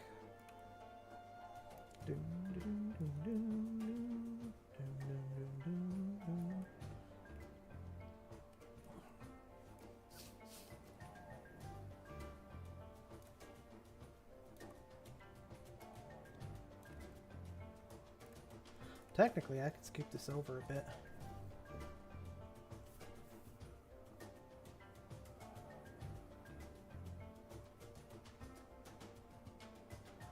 Try to center it on this. I mean, that is viable. Let's delete these, set them over to the side in case we want them later. So what's the middle point of this? It would be... Is it a 50? It is a 50, okay. What's this point? 25. So...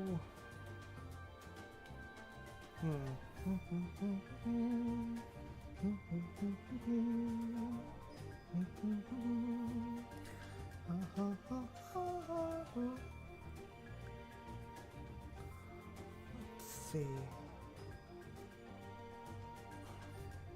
Is this actually 50? Oh, that's annoying. Yeah, so this is a multiple of 3, okay.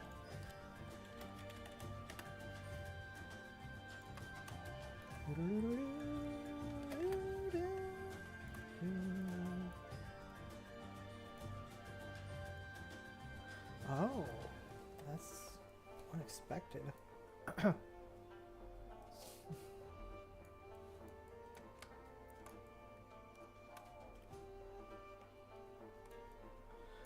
be a level of 25, which I can't actually do with hull textures.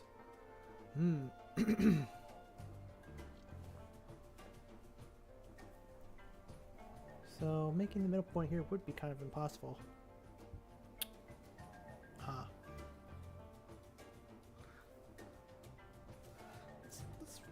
Let's forego symmetry here. Try something a little different.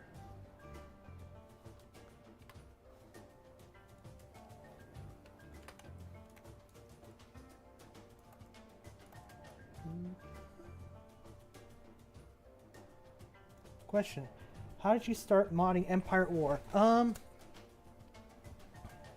Years ago, in the 2000Xs, so like 2007-ish, 2008-ish, I was just playing the game a lot, and I started downloading mods, and there were things I wanted to change, and I can't quite remember what got me into the mapping, to be honest. When I was mapping back then, probably not very good. From what I've seen in my work, it generally was not very well designed gameplay-wise.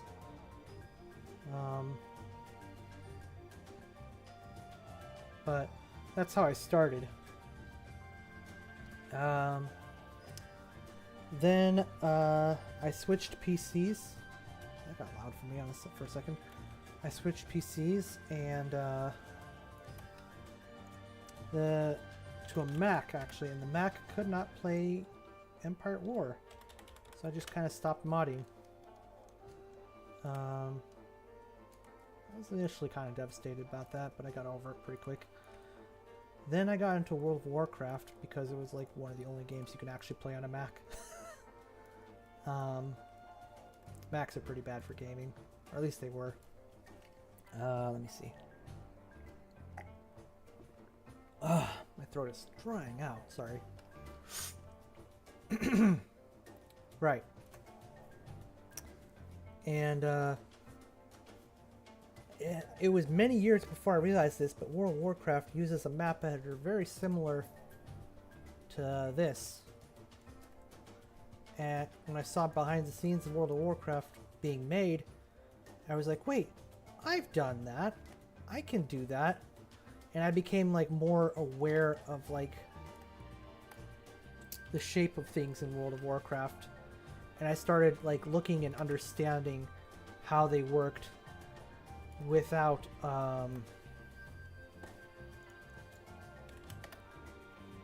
actually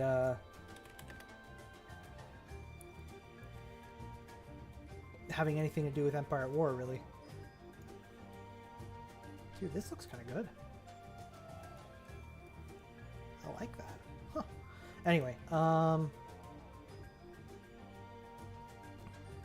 well, as you may have heard, World of Warcraft became pretty terrible for a time. And like a lot of people, I started like looking into other things. And that did eventually lead to me like kind of realizing, wait, I have a great gaming PC now. Why don't I just, that isn't a Mac, why don't I just pick up the map editor again? And I didn't really know how, but I'd been like randomly watching some Eckhart's Ladder videos, so I messaged X on YouTube, or on Discord. I found his Twitter, then I found his Discord through that, messaged him and basically said, hey, how do I get into Empire at War modding, or I'd like to get back into it? And I thought he would send me to a random Discord channel. Instead, he sent me to the Corey Loses channel. And give me a second here. I can actually show you how that went over.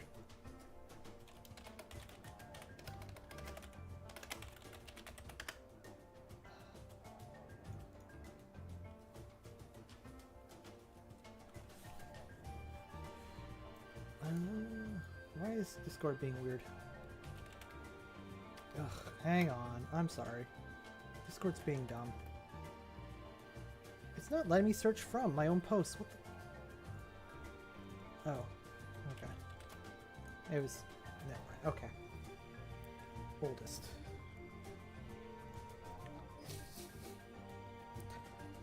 Um,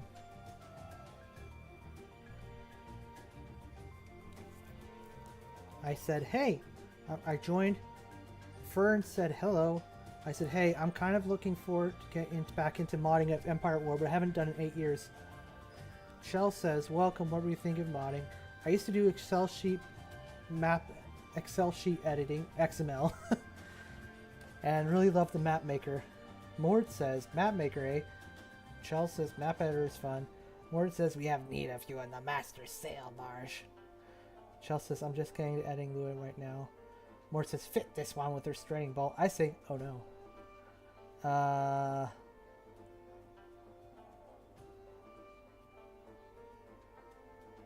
Someone tells me that only Rogue is the current mapper. And I say, well, I don't have any of the tools. It was like 8 years ago and 2 computers ago that I last did mapping modding. Dave says more experience than most of us have. The first hurdle is downloading the map editor, says Rhino. It's a bit of a pain in the ass. It take up much room. And one thing leads to another. I eventually get it installed.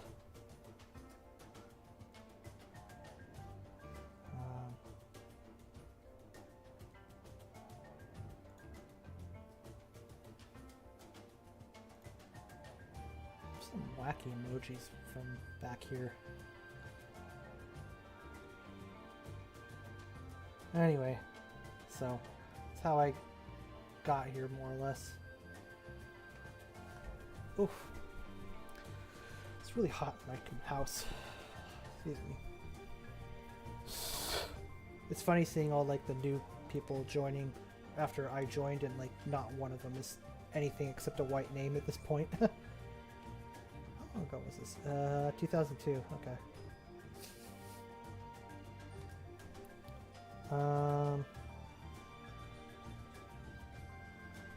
Well, yeah. So that's how it happened this time around, anyway. Details of modding back in the day are a little fuzzy for me.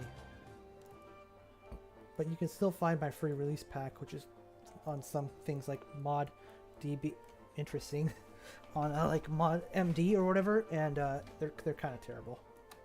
I looked at them and I was like, oh, none of this is salvageable. Crap. I was like, wow, what treasures did I leave behind? And it's like, nothing. It was all crap. Although, apparently AOTR was using one of my maps, but it was like, for years and years, because apparently I'm in the AOTR credits, or was. And it was a free release edit of base game Kessel. And what I basically did was make base game Kessel more viable. Like, I balanced its gameplay. It's still a crappy map.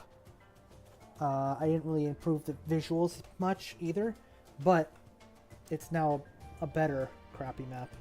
So, I mean, they've replaced it since then, so I'm not in the credits anymore, but it's kind of funny.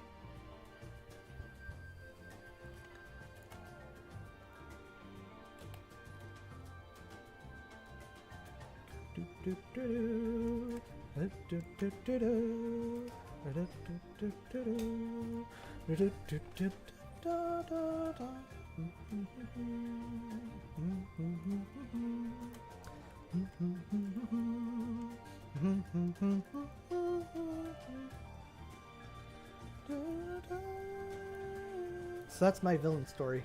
I mean, that's how I got into mapping, modding.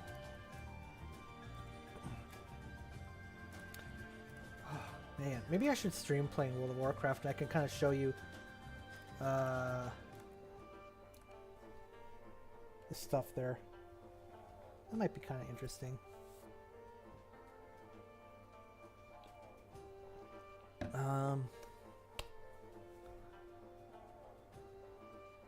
Because it really is kind of the same editor, so that was like not like a full inspiration for me. But it might be why I look at maps a little differently than most people, is because I was like running around inside them and seeing alternative potentials for them than I guess most people were.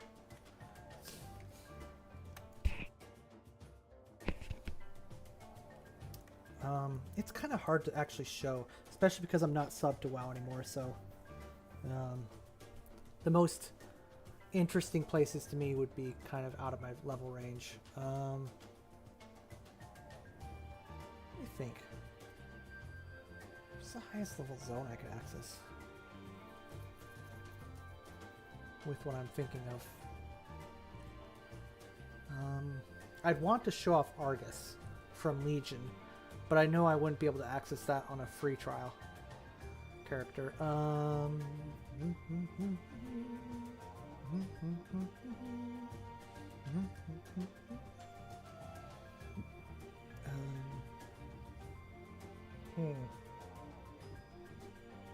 No, now that I think about it, I don't think I could do it without like subbing to WoW, which I don't know. I don't really want to do right now.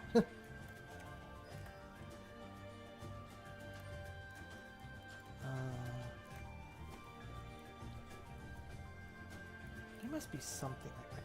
I could talk about Outland, but Outland is sort of an example of like how not to level design, because I'm pretty sure my work is now better than early WoW expansions like Vanilla and TBC, but I'm pretty sure I've surpassed him at this point. But yeah. Bum bum bum bum bum bum bum bum bum bum bum bum bum bum. Let me think. Whatever. Some time I'll try to work out something to make it interesting. Meantime, let's keep working on Gobindi.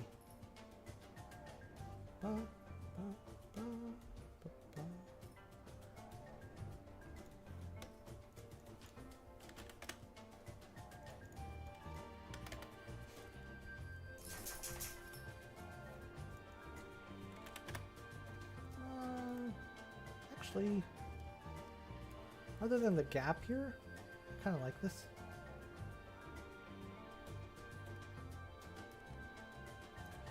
That should work. That should work. That should work. Possible to... Hang on. I'm gonna do what's called a pro gamer move. Oh no, I can't. Can I? I don't think it wants to let me. I want to see if I can cover these windows without covering the bottom windows.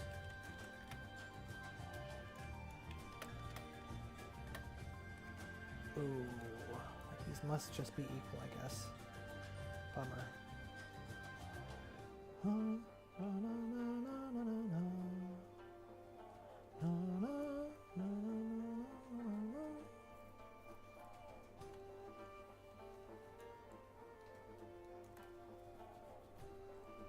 Yeah, I wouldn't actually have flying in WoW yet either, so that doesn't help much. Not on a level 20 character, anyway. I think that's level 40 now, or 30?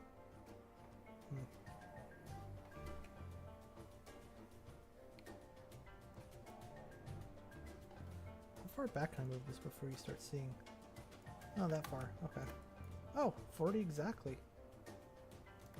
Huh. We'll keep it at 40.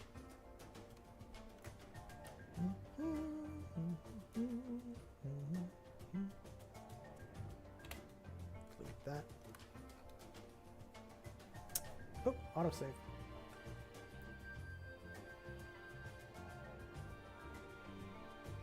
Alright. Actually, really think about it. Just slide this over. Hey! Here we go.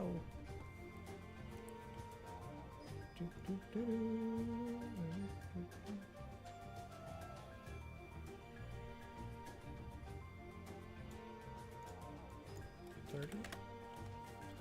Okay.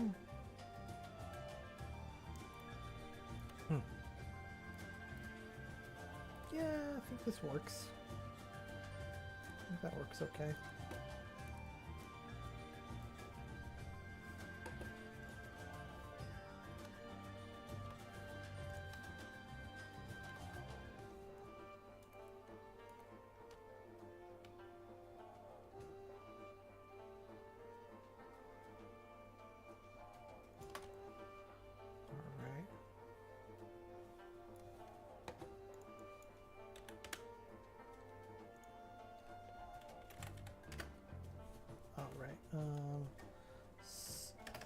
680. Oh. 90 then? Oh. It's not.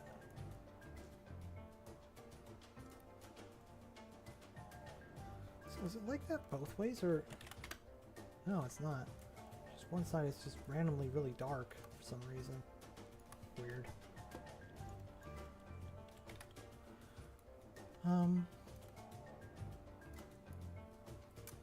If I do sub to WoW, I'll be sure to do some streams where I visit my favorite places and kind of show off how they inspired me in some ways.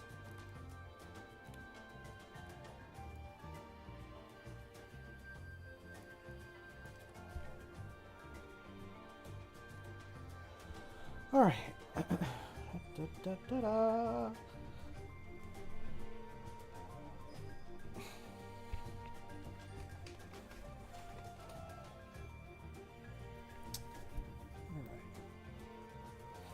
Let's save.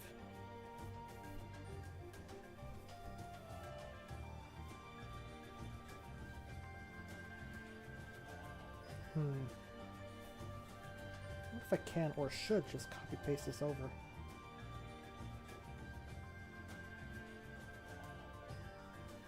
I suppose I could try that.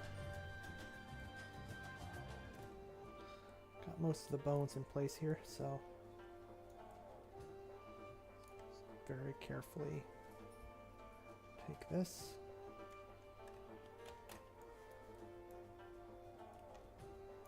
Oh, right, I had a different idea for this. Whatever. I'm not gonna care about it now. Dang it! Grabbed the wrong things. Okay, well. There we go. That wasn't too bad. Let's see what the position of this was. Oh. That is a little offset.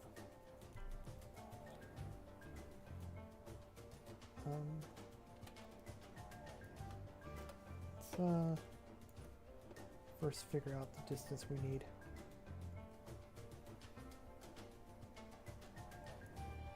I guess it needs to be here.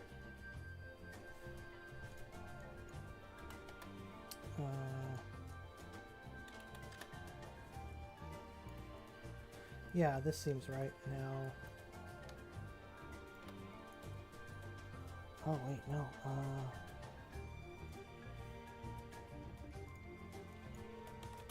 Is that correct? Let's just put them around this again, and then we'll copy paste them into the next one over. Just to make sure we do it right. So if we do it wrong, it's going to look a little weird.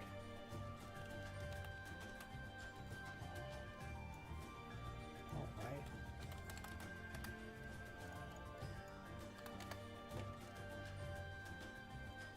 Now let's copy paste this over here. Actually, let's cut that.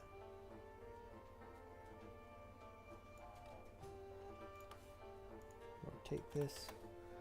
And I believe, if I'm not mistaken, I need it to come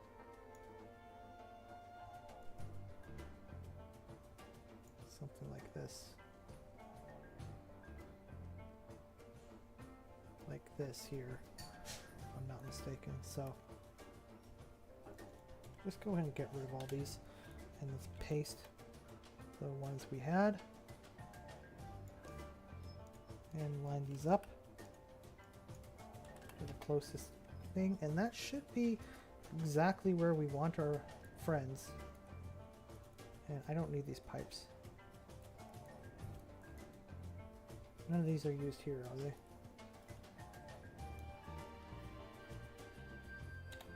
No, it doesn't seem like it. Good. Alright, now let's take all of our lovelies here. Put them right in the middle of that.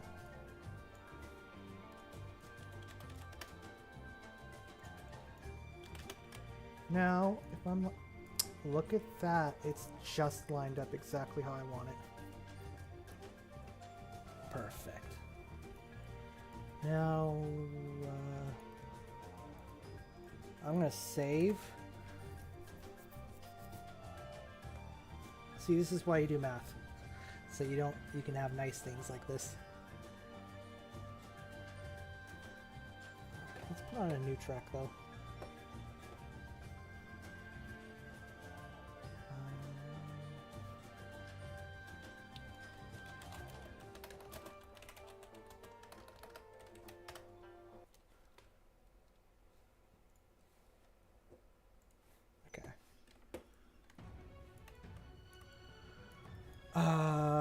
So this is the easy part here is I have the reference that I need right here. So this is minus 115. Let's do that. This should also be minus 115 now. Oh, I actually should draw those in. Ooh, yikes. Minus 76. Also 76, but they're kind of now underground, which is not helpful. But and I remember these were 80, so minus 80, so these were minus 75, 35.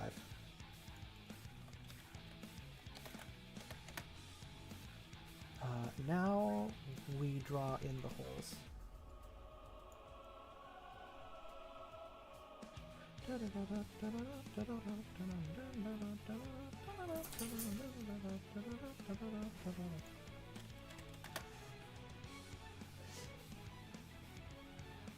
ahead and fill these in. And our friends, the pipes, should be below waiting for us. There we go. Now I'll have to do the little smoke pipes down manually, but let me save quick.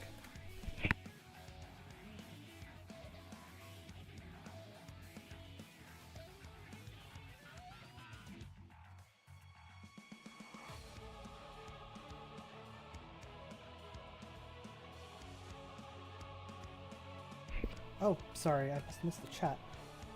Idea, background ziggurat that was overrun with nature. Interesting, though. You have a ziggurat lost to the plague, basically. Yeah. I don't want to say no, but at the same time, I don't really have a way to do that easily. Unless I have, like, another ziggurat and then have a bunch of trees sticking out of it. But how good that would look is questionable.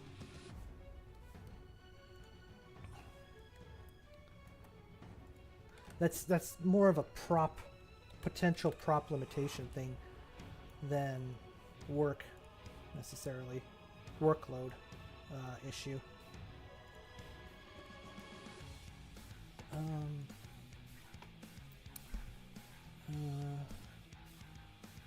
So I don't really, as you can see, I don't really have any like crumbled stone of this type prop wise. There's crumbled stone stuff, but like it's a different color. Probably have to wait until we actually see what the jungle trees we are working with. Yeah, that's true. The jungle is not really given a lot of description other than the mist. There's this constant steam from the heat, which that's going to be a particle thing. I don't know if that is viable or not. I might actually come back with a new particle prop and put it in the middle of this map. So I've been thinking about doing that on a couple different maps. Excuse me. And but the mist itself is described as, or like, as sort of gray green, which is interesting. Wait a minute. Oh no. Oh. Is there stuff just... No, this looks right. Why does this one look weird? What's going on here?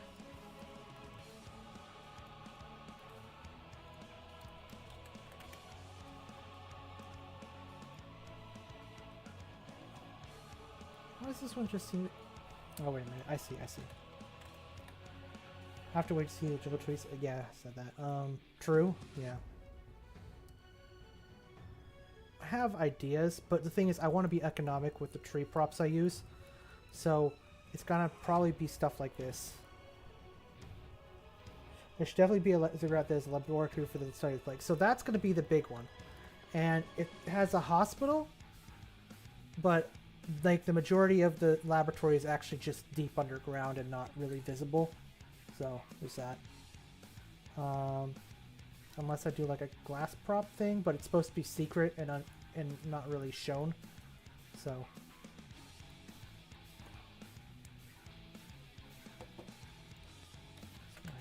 Minus 15. Minus 15. Minus 15. Is it just these ones that are minus 15? The rest are 35? I guess it is. Alright.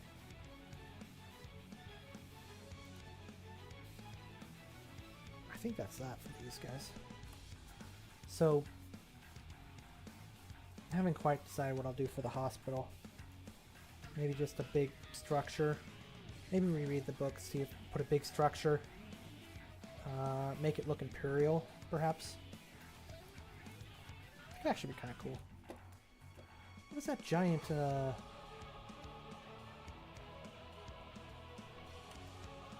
I can't remember where to find it, but I know it's on Exilla. Let me put down these tiles quick. And then I'll open Exilla and copy paste something from there. Measuring tools are kind of annoying, but I'll leave them for now. Save? Alright, that's saved. Let's go check out Exilla, because there is a prop that could work as the hospital.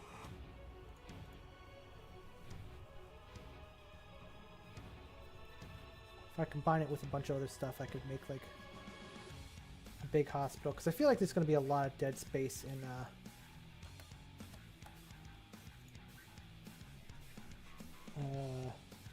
the big ziggurat, because I feel like I can move the base to the bottom right corner of it and put other stuff in the top left.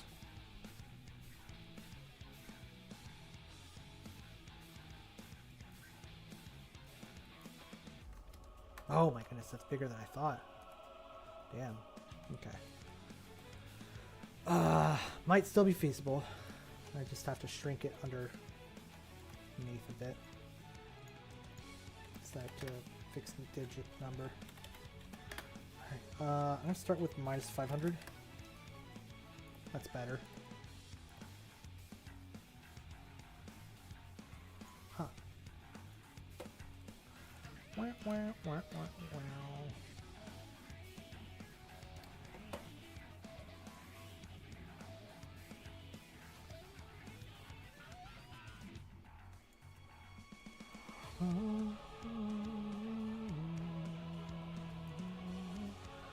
I want the Imperial symbol to be visible.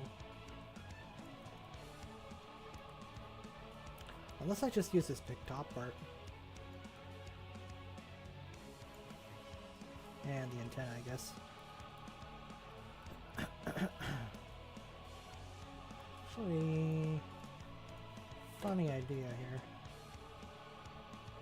If I made this a hole, I could do that, I guess.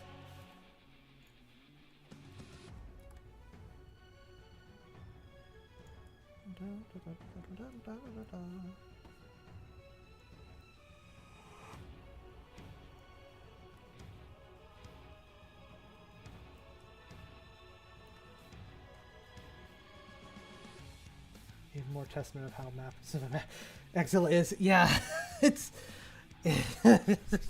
it's funny how this was considered too small a prop half the time on Exila, just because of how big everything else was.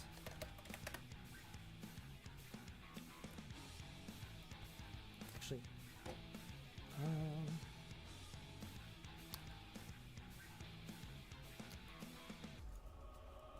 wait a minute. Why is that sticking? Oh, maybe. Okay, hang on.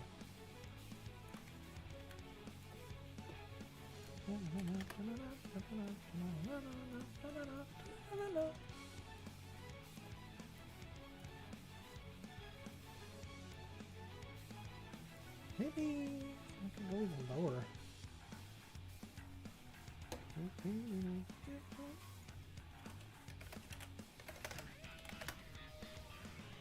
How does this research...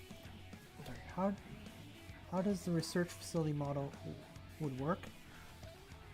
Can you explain that again?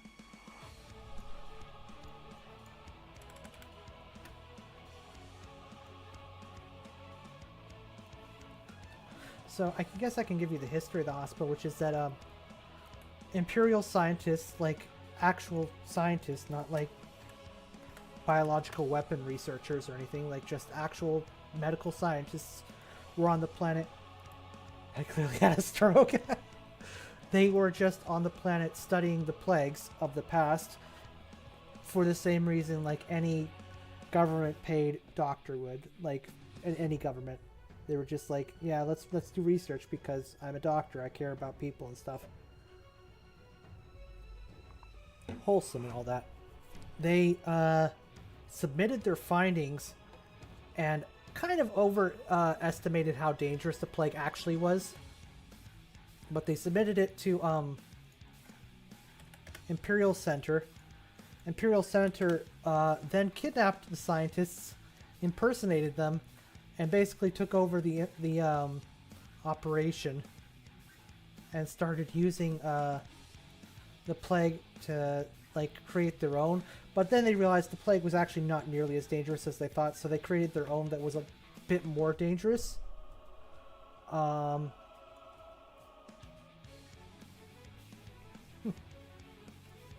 kind of simple, but I like it. Imperial Base Research Building. Oh! Okay, we all have strokes from time to time. I think I know what you're talking about now. I suppose I could. Let's see, it's one of these. It's this one. This is the research facility. I could probably attach it to stuff here. Yeah, I could definitely attach it here.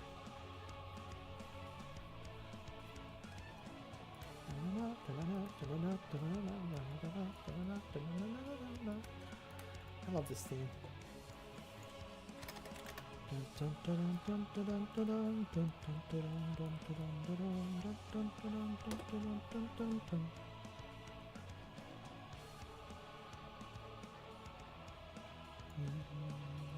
Ah, it cuts off. That's no good.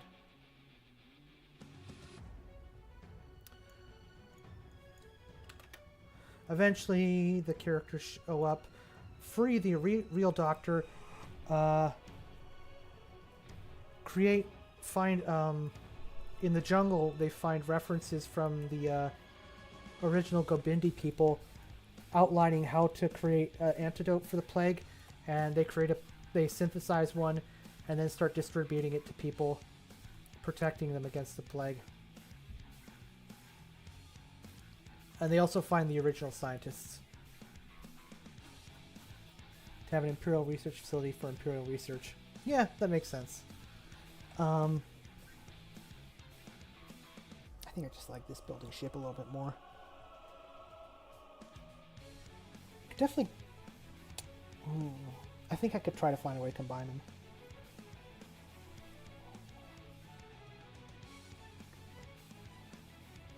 It's weird. Isn't there a big version of this? Oh, it's this one. It is a little awkward with the shape, though. Let's try minus 200 to start. Although, the fact that this connects to the outside could be kind of useful. Maybe.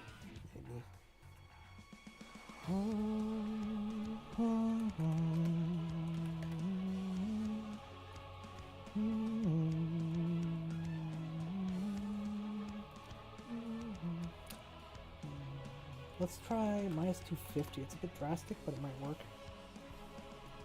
Alright, so that hides the symbol on this side, which is not bad.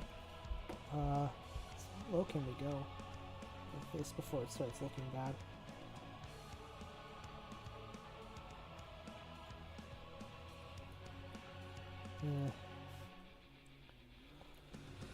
Okay.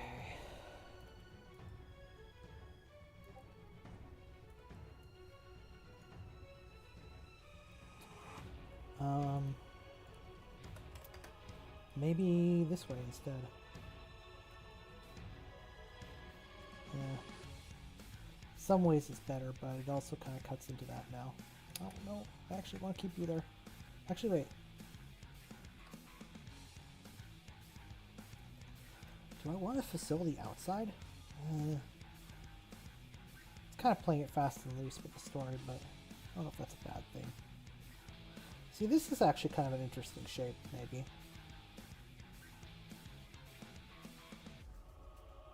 Let's just go to 300.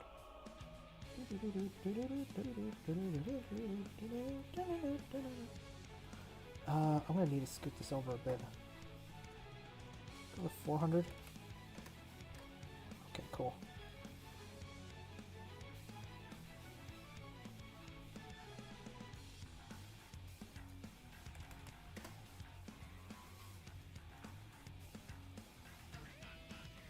I need there to be enough space for this. But what if I could put the shield generator way back here? And just kind of create a space that's like kind of a little out of the way for the defenders. That might be too annoying for the attackers though.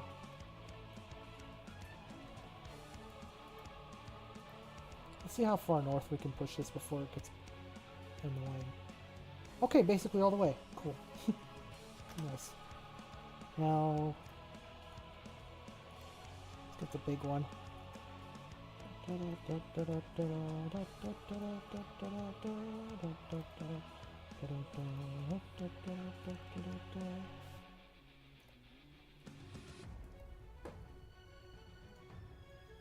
Is there 600? Okay.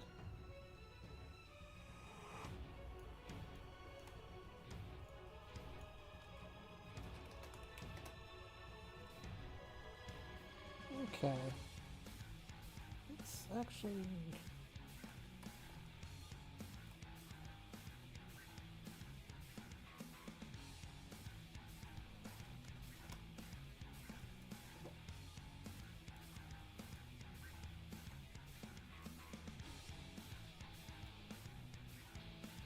I kind of like that. Ah, ooh. Yeah, it is attached to that. I don't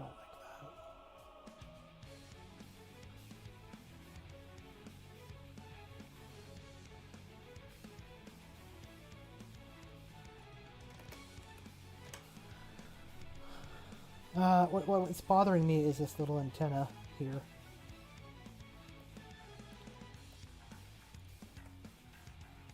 Oh, wait, I don't want to turn it around. Wait a minute.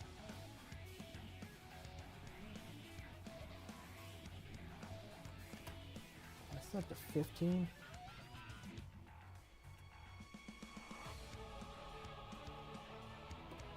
It's a bit wacky, but...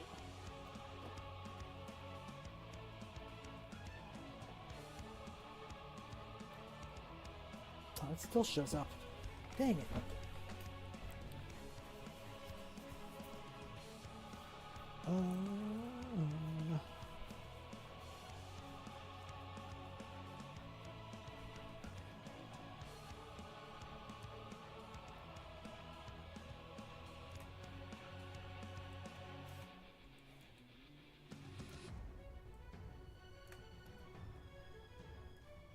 It starts to disappear.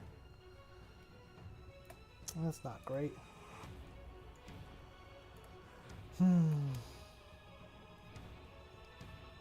Okay, so this doesn't start to disappear. Maybe it's because of the height difference. See, that would be kind of a problem, because anytime you'd like bring the camera over here, the building itself, which is meant to be the bottom, is starting to disappear, and that's... Yeah. Anyway, let me work with this. I can just raise this back up again.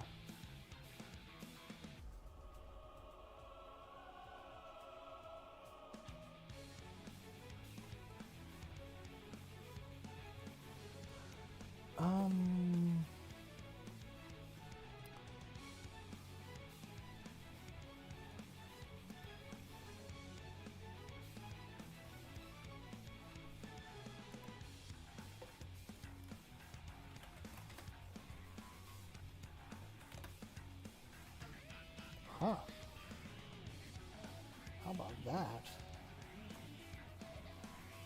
It's a bit weird. The one nice thing about Exilla is that I have lots of space to work with. As you can imagine.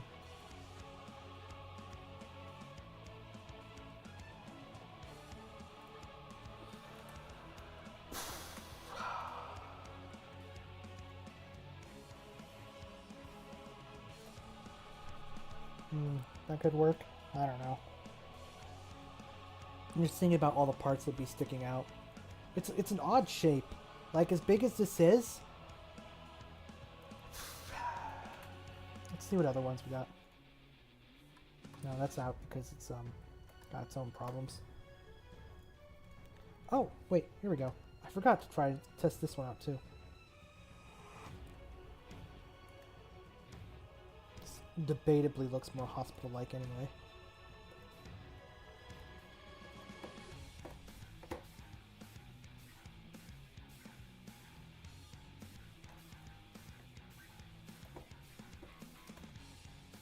Oh, it disappears.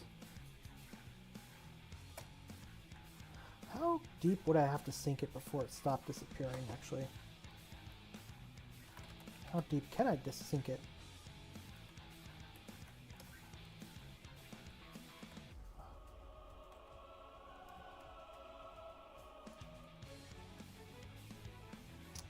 Too much. Alright, let's keep going. Ah, the classic, yeah. I forget what this was used for in the base game, actually.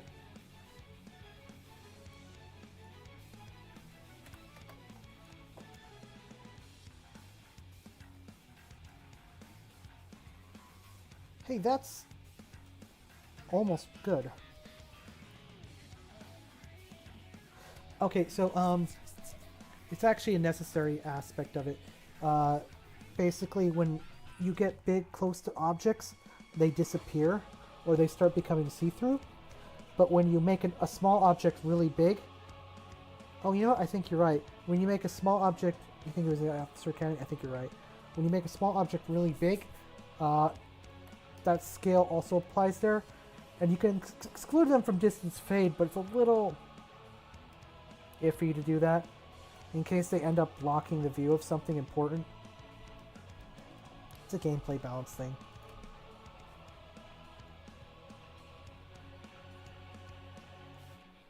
Minus 750. Let's see how that goes.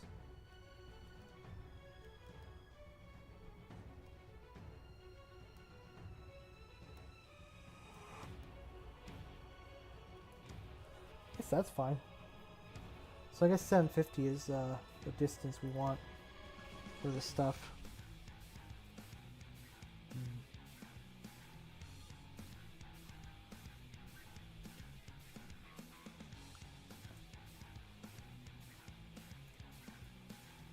I could see what other sizes we have, though. Republic at War made it. There was like a prop trade from some 15 years ago or something. Republic at War has a bunch of props here that could be viable.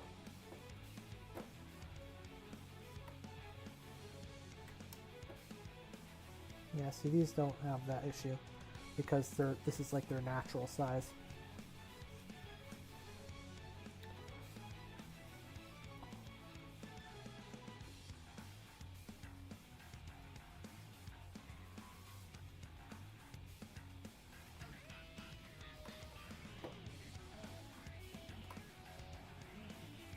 Alright, well I do have plenty of stuff to work with here at least.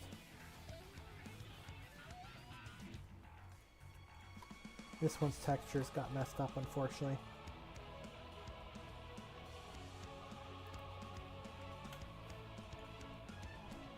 Oh yeah, I forgot about these. How are these so big?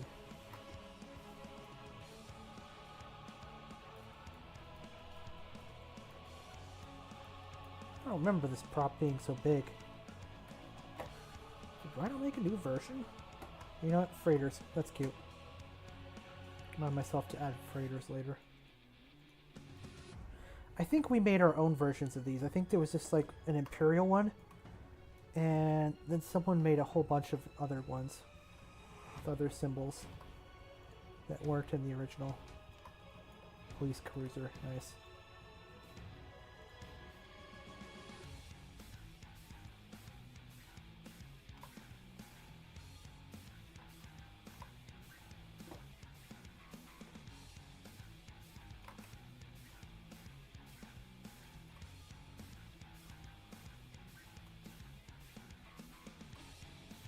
A lot of these props are quite old, so they don't all look great.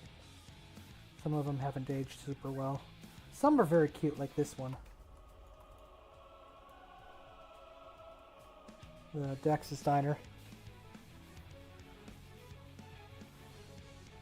Okay, Burj Khalifa. Oh. I don't want to use any of these. Not for this, anyway. Oh, I guess they got moved out of Raw, perhaps?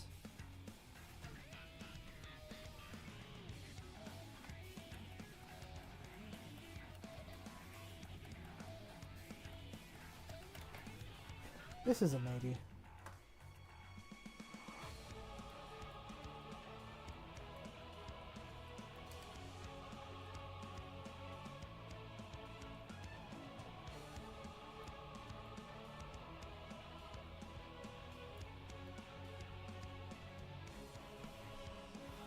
Doesn't seem to have any problems, so that's good. It's a little surprising, actually.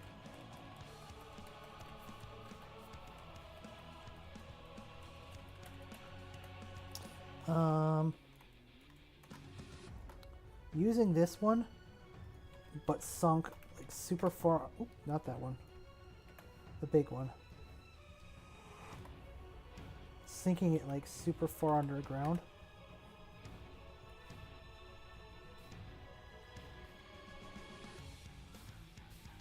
Like this could work.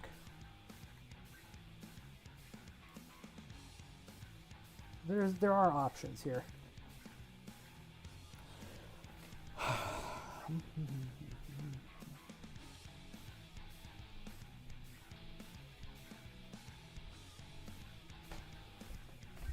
I'm not helpless yet.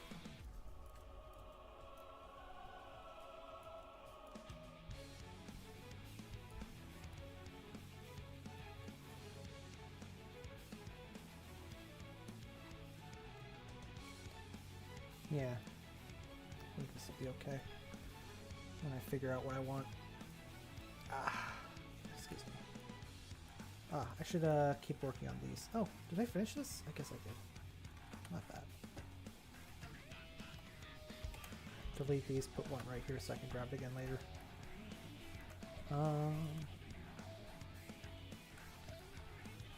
Alright. I can put something back here. And something here, I'm just not sure what. This could be a turbo laser tower position, actually. It would guard these two bridges pretty effectively. This could be a police capturable, perhaps? Let's do that for now. Marker, random.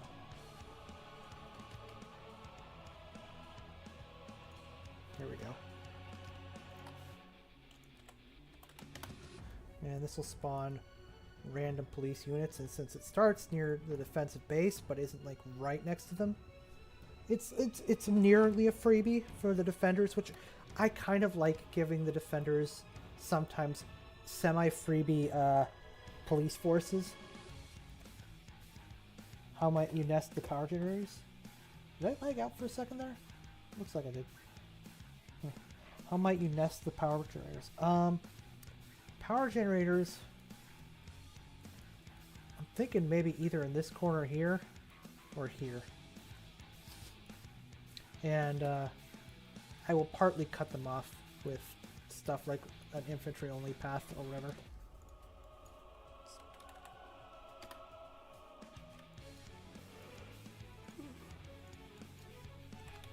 Okay.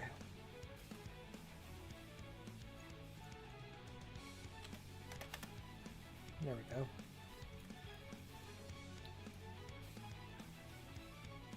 I think that makes sense.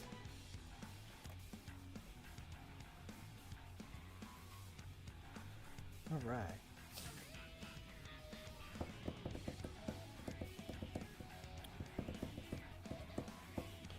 You know what?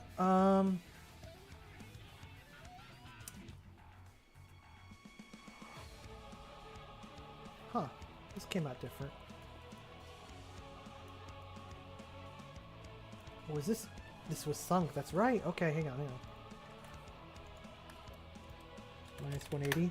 There we go. Was that right? Yes.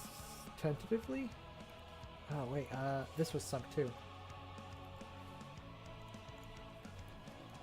There we go. That's better. That's what we know and love. Now to connect these across. Actually, not that one. This one. Yeah. Just trying to be more economic with the what you call it. Now I will grab these. Actually, you know, I can just grab a pipe.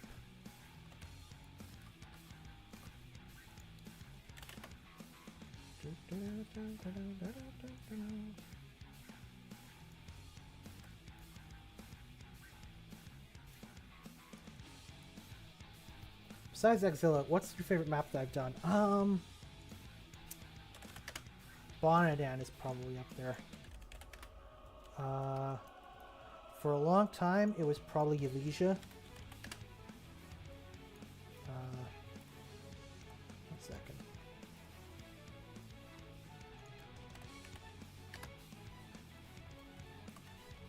For now, I'll just do double pipes here.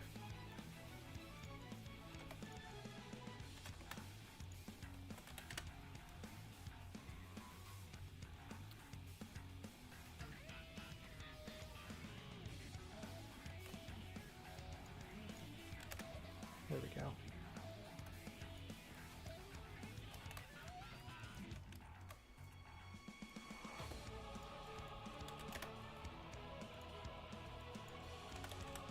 One second. I'm actually going to be finishing soon, since it'll have been 3 hours.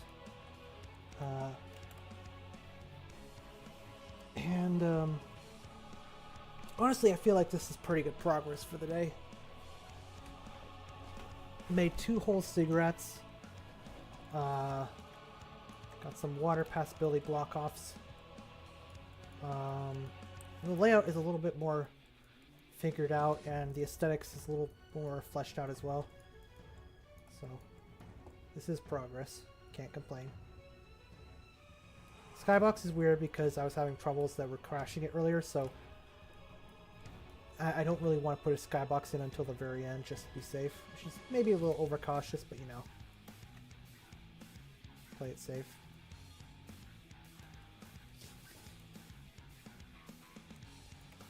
Alright, cool. Now, I think I just saved, but I'll save again. Let's go look at my map list.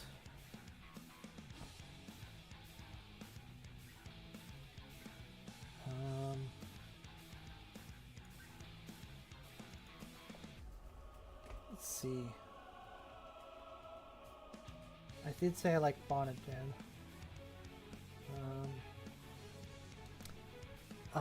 Dragon Star is kind of special, you know, in terms of how it looks.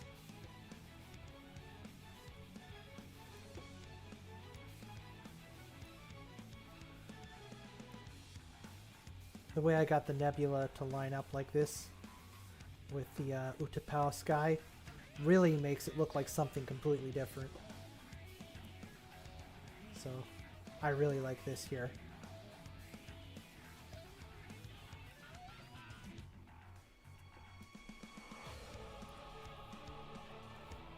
So that's one I really like.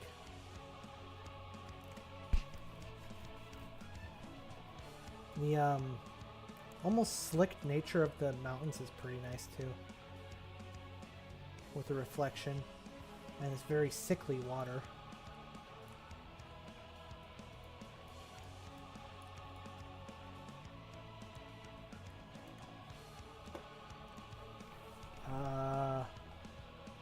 Brilliant's probably one of my favorite old ones in terms of aesthetic. I made some choices here that were probably not great for gameplay, but I used the only base game props for this, and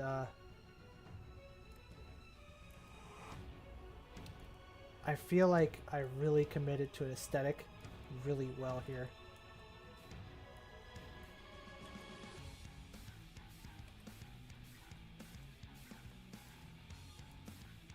This is probably one of my most beautiful maps.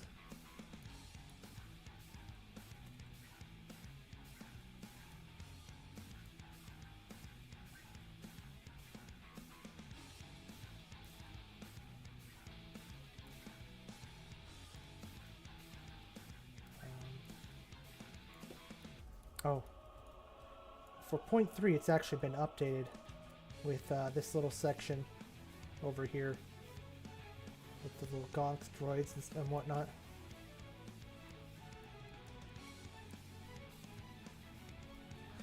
Which also served the purpose of like trying to like herd in hover units from hanging out here too much. So you can see like there's a barrier. Hover units can still go over here, but like for the most part they're pretty herded in now. Like they can't go back here now anymore. They can't squeeze through here. So the hover space is like really just like this. Oh, and down here, and through here. People don't really take advantage of that, and maybe that's my own fault. But I had like sort of envisioned hover units coming in through here to ambush, but people don't really do that, and maybe I overplanned the defensive on this map. Maybe, so that's probably on me. So it's not really perfect in terms of layout, but I really think I captured this. I made an aesthetic and just doubled down on it very well.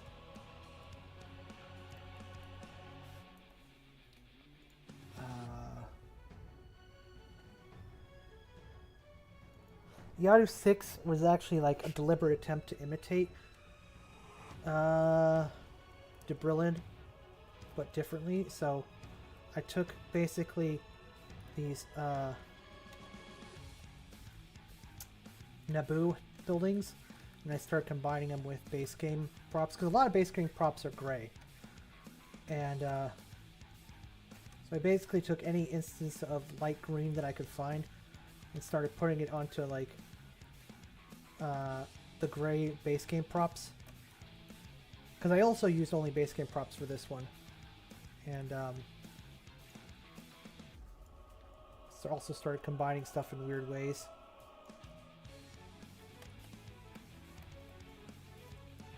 Like these are 3 statues at 2 different heights.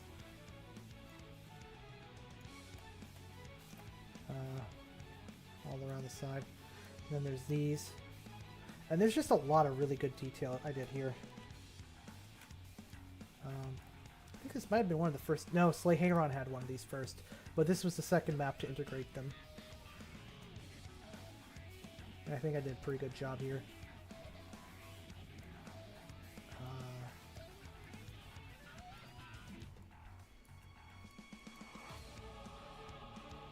I really committed to using light greens and mixing them with the grays, which gave it a very nice look that I'm pretty proud of.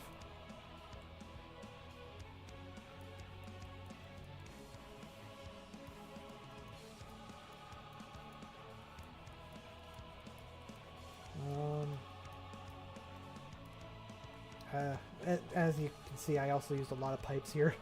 Whenever I work with a map in like just the base game editor, I do tend to rely on props or pipes quite a bit, because they're a rather nice base game prop, all things considered.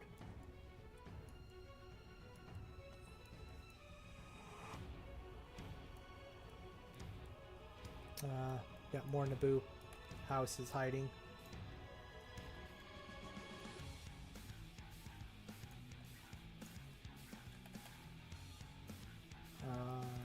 Let's see.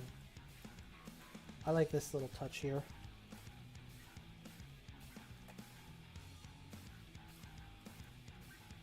Oh, this was something I took directly from Duberlin's factories, which is like just one texture that's kind of grayish, and then the little these things atop it.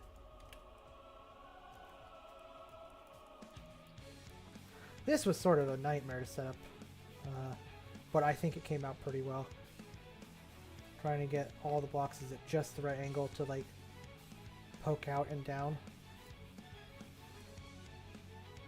But it's definitely one of the nicest features of the map. Because it was hard to get it look like it was genuinely all pouring down. And there's like multiple layers of very hard to see little boxes that represent where the water will pour out, which was really tough to set up. Combining into this water, which gives the illusion of flowing into this. And I thought this was cute. Cute way to keep people, hover units from coming too close to this is these little things here. And of course, I wanted to like hide the map edge here. So for this side, I did all of this over here. And it's pretty effective. And this over here. Doesn't cover everything like this and this. And then I put these giant tubs, much like to Berlin, and I had them connecting to this. And so, in effect, you're blocking out the vision of a lot of the map edge very naturally for people who look around. And it goes all the way into the mountains.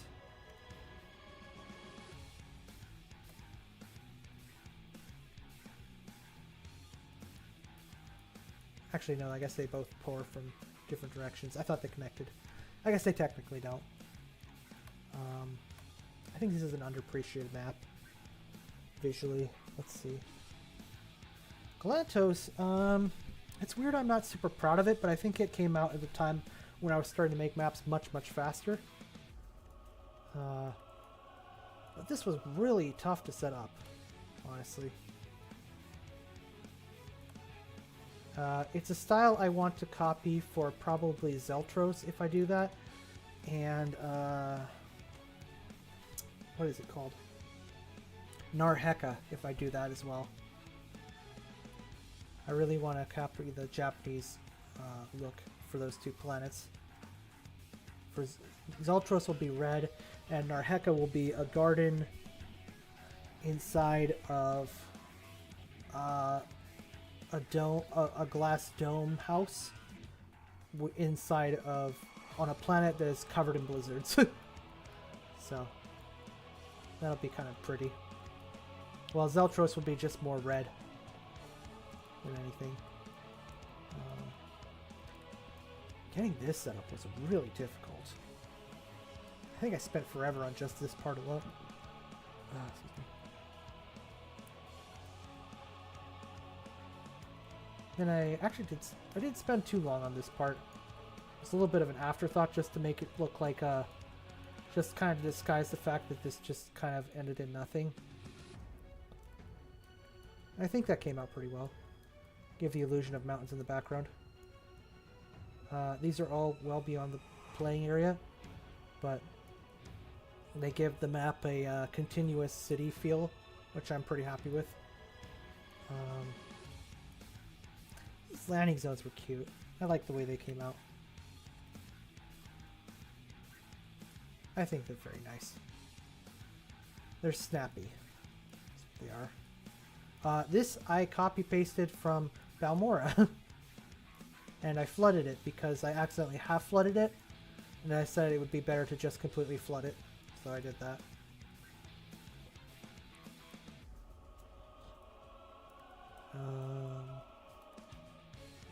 It's a civilian area.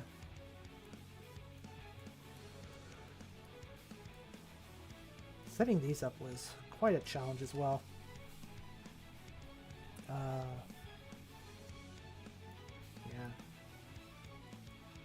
There's all these areas over here. I was tempted to like have this end in like not an infinite horizon but a swamp. And I decided just not. I think the infinite horizon with being the corners being hidden by these. I actually it was quite late in development, but I actually extended this quite far out, much farther out than I planned. Oh wow, yeah. Look at that. I could probably put something on these ledges. I don't know. Didn't really think about that.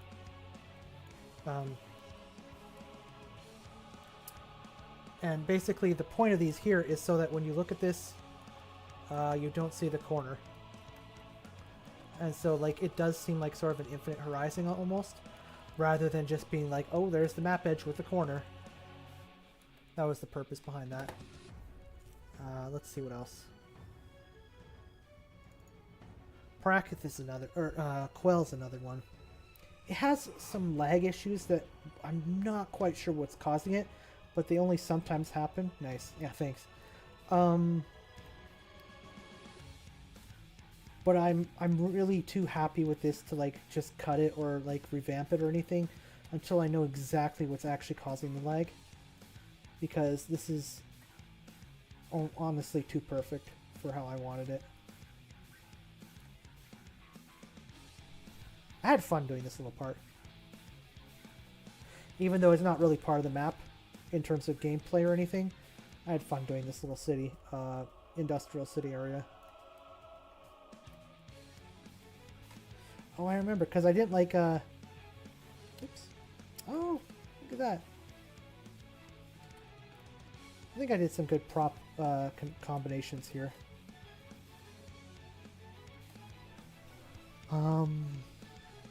I did something similar here.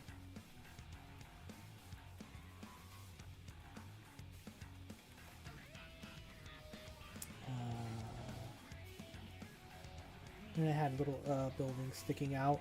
I tried to make them as natural as possible, so that I could have like pipes sticking out, so that these could be infantry only, and it would be understood why they're infantry only.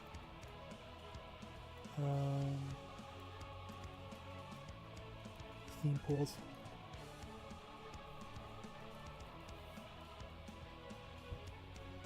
I like this little city area. I probably could have done more here, but I think it's sufficient. And I was happy that I got to utilize this strange prop multiple times. I even used this, which I've never used before. Another Mustafar thing sticking out. Let's see.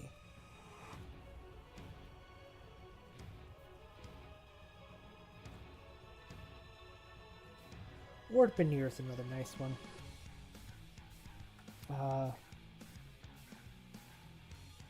I like that I use so many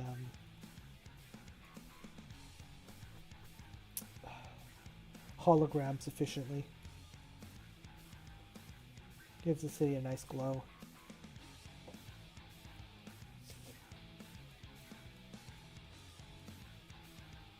I think this really captures an aesthetic that is something we need for a lot more maps.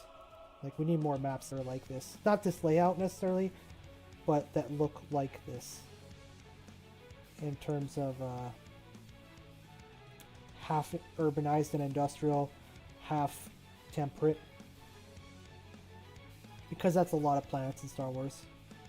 Oh, this was cute too. Little living area down here. This actually took a long time, now that I think about it.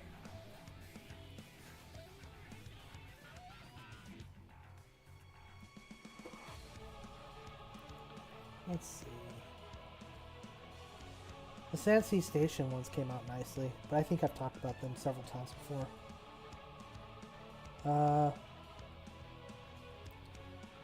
One I haven't really talked about is Zelphatol. And this is actually like my least viewed preview, but I kind of feel like it's underappreciated. Because I think I did a really good job here. I don't know, it kind of meant a lot to me when I was working on it as well. Like, this is quote-unquote impossible to do correctly, but I managed it and I'm pretty proud of that. By using these. Oh yes, pipes. Secret to this place is that This is how it's actually shaped. Hang on a second. There we go. This is the actual shape of the map. It's actually just a flat curve upwards and then a flat, which was really hard to design around. But I feel like this map in theory would not have been hard to do the wrong way. But if I did it that way, flying units would be going whoop, whoop, whoop, and it would just be really weird and obnoxious and feel really jarring. And so I think what makes this map underappreciated is that I managed to make flying on this map such a smooth motion so that nobody noticed just how chaotic it actually is in terms of height. So this one, I'm proud of this one. I'm much more proud of this one than I think people would guess, because it really was kind of a feat of engineering. Yeah, the height adjustments were really smooth. Like the harshest one is right here. But given that I managed to make it like this as opposed to there's so many other problems it could have had, I feel like is an unappreciated accomplishment. I don't know. I'm not like unhappy people don't notice it, but because I knew making it that like if I did it right people wouldn't notice, but this map is really actually way more impressive than it looks. In fact, I'm probably the only person that could make a map like this at the moment. Because I don't know if people really know how to make these. How to do this. But I'm pretty proud of it. That said. Because this was really intense. Way more intense than it looks. There's also I forgot to do it on the big ones, but there's a smear of like green and brown on these that give it sort of a washed out look for the rain, which is just a nice touch. I also added a lot of Uri fans to this map.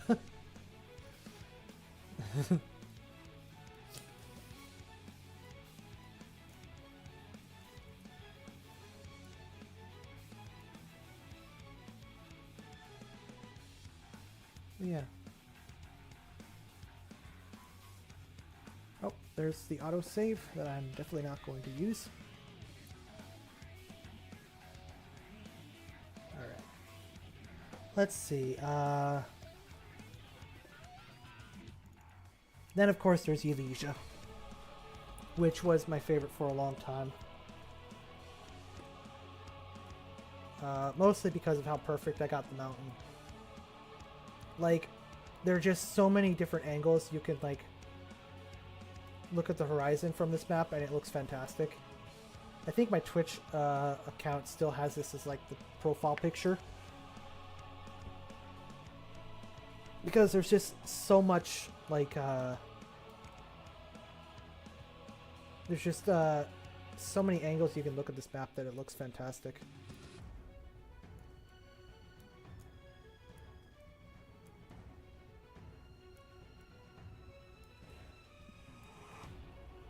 Yeah, it's a nice mountain. I'm really happy with the mountain, honestly. This was the first time I got mountains correctly. It was just a small mountain, but like, I really wanted to get it right. This isn't as sharp as I would normally make them, but viewed from this angle, which is like the only angles you can see it at, it looks really good, especially like this.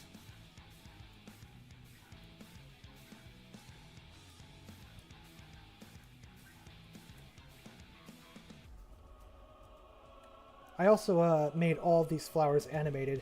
In the base game they are not, and I had to like figure out how to like override stuff to make them animated again, which was actually kind of crazy how difficult it was, but oh yeah, there's the altar for Elysia. The city part of this map is meh. It was what so at first I had like a sloppy jungle, then I had an okay city area, then I went back and I like really studied hard how to like make these jungles convincing or whatever.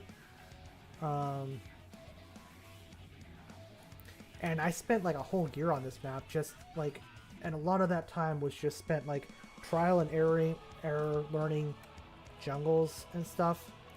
And this map, probably more than any other, is what taught me to like learn to be consistent with nature application. And so the reason a lot of my nature maps now look pretty good is specifically because of the time I spent on this map.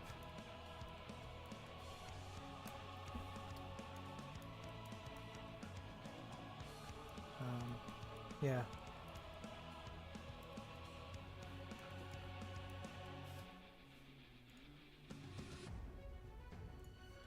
Yeah. And at one point, what's this? Is this a broken? That's a broken death turbo lasers. That's cute. Oh, right, because from the story there was one. Right. Okay, that's a reference. Hello, Pusheisky. Yeah, the hangar is another nice part. It's a cute little touch. More smoke and mirrors. One thing I learned to do pretty well in this map, and I've done better here than some of my others, is I want to distinguish thick jungle for infantry only from, well, stuff like this. And that was to not just put a bunch of grass or whatever, but to put rocks as the barriers for the passability. So where you see the rocks is where you cannot go. And that was like sort of the rule I went with all around the sides, except for like these parts, because I feel like these are self-explanatory. But as you look around the sides, you can see like the playing area is just bordered by rocks.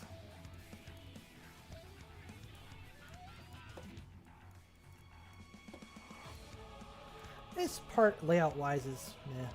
The layout of this map is not perfect by any means, but visually, it came out really well. Like, this bridge is kind of sloppy, if I'm being real.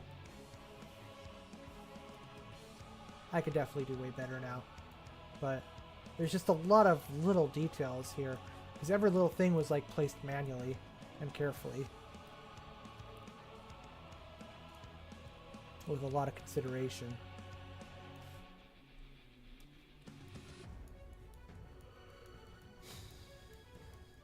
Oh yeah, the rocks of the waterfall.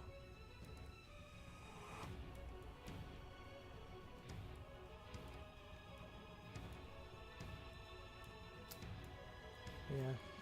And putting all the flowers in the vines was pretty crazy as well. That was a lot of work.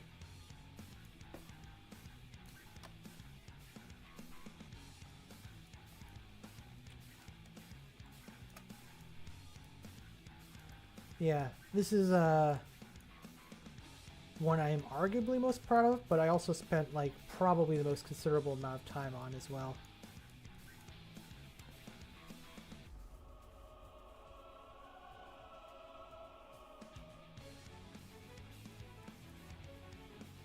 Yeah.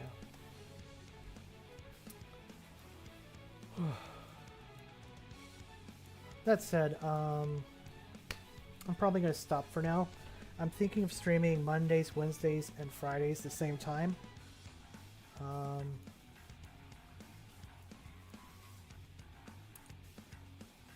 You know, this map and Exilla are pretty opposite each other. They really are. Yeah. I learned a lot from working on this map.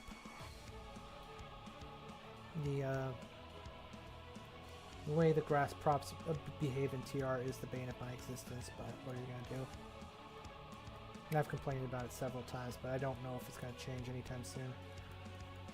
I don't think anyone's really working on that kind of stuff anymore. And there are people that probably believe it's better to have it broken, but whatever. Oh yeah. I made sure to put rocks underwater as well so you could see them.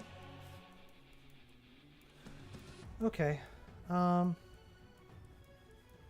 I think I'm going to call it there for tonight. I'll try to stream on Monday as well, maybe 3 to 6, since this was 2:50, 30 to 5:30, 3 hours at a time. I don't really know what works for people, but people seem to be active a little bit later, so maybe that's what I should do as well. Or maybe they just come because they see me running.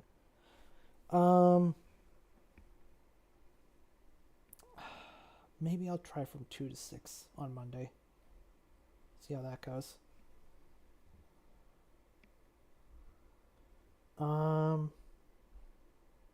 Well, thank you everybody for watching.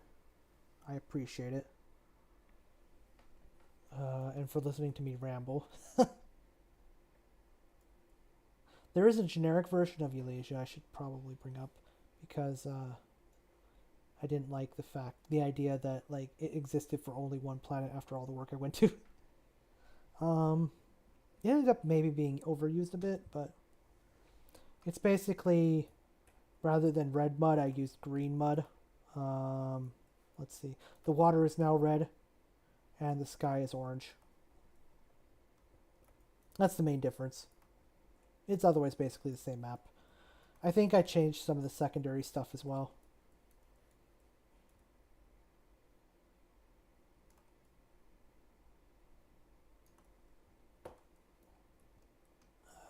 I might have changed the sand color as well.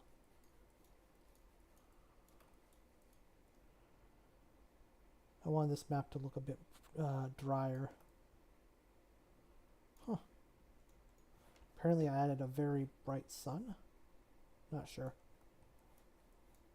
Oh, and I changed the buildings, of course. From hut stuff, as one does. Cool. Alright, so I will see you all later on Monday, hopefully.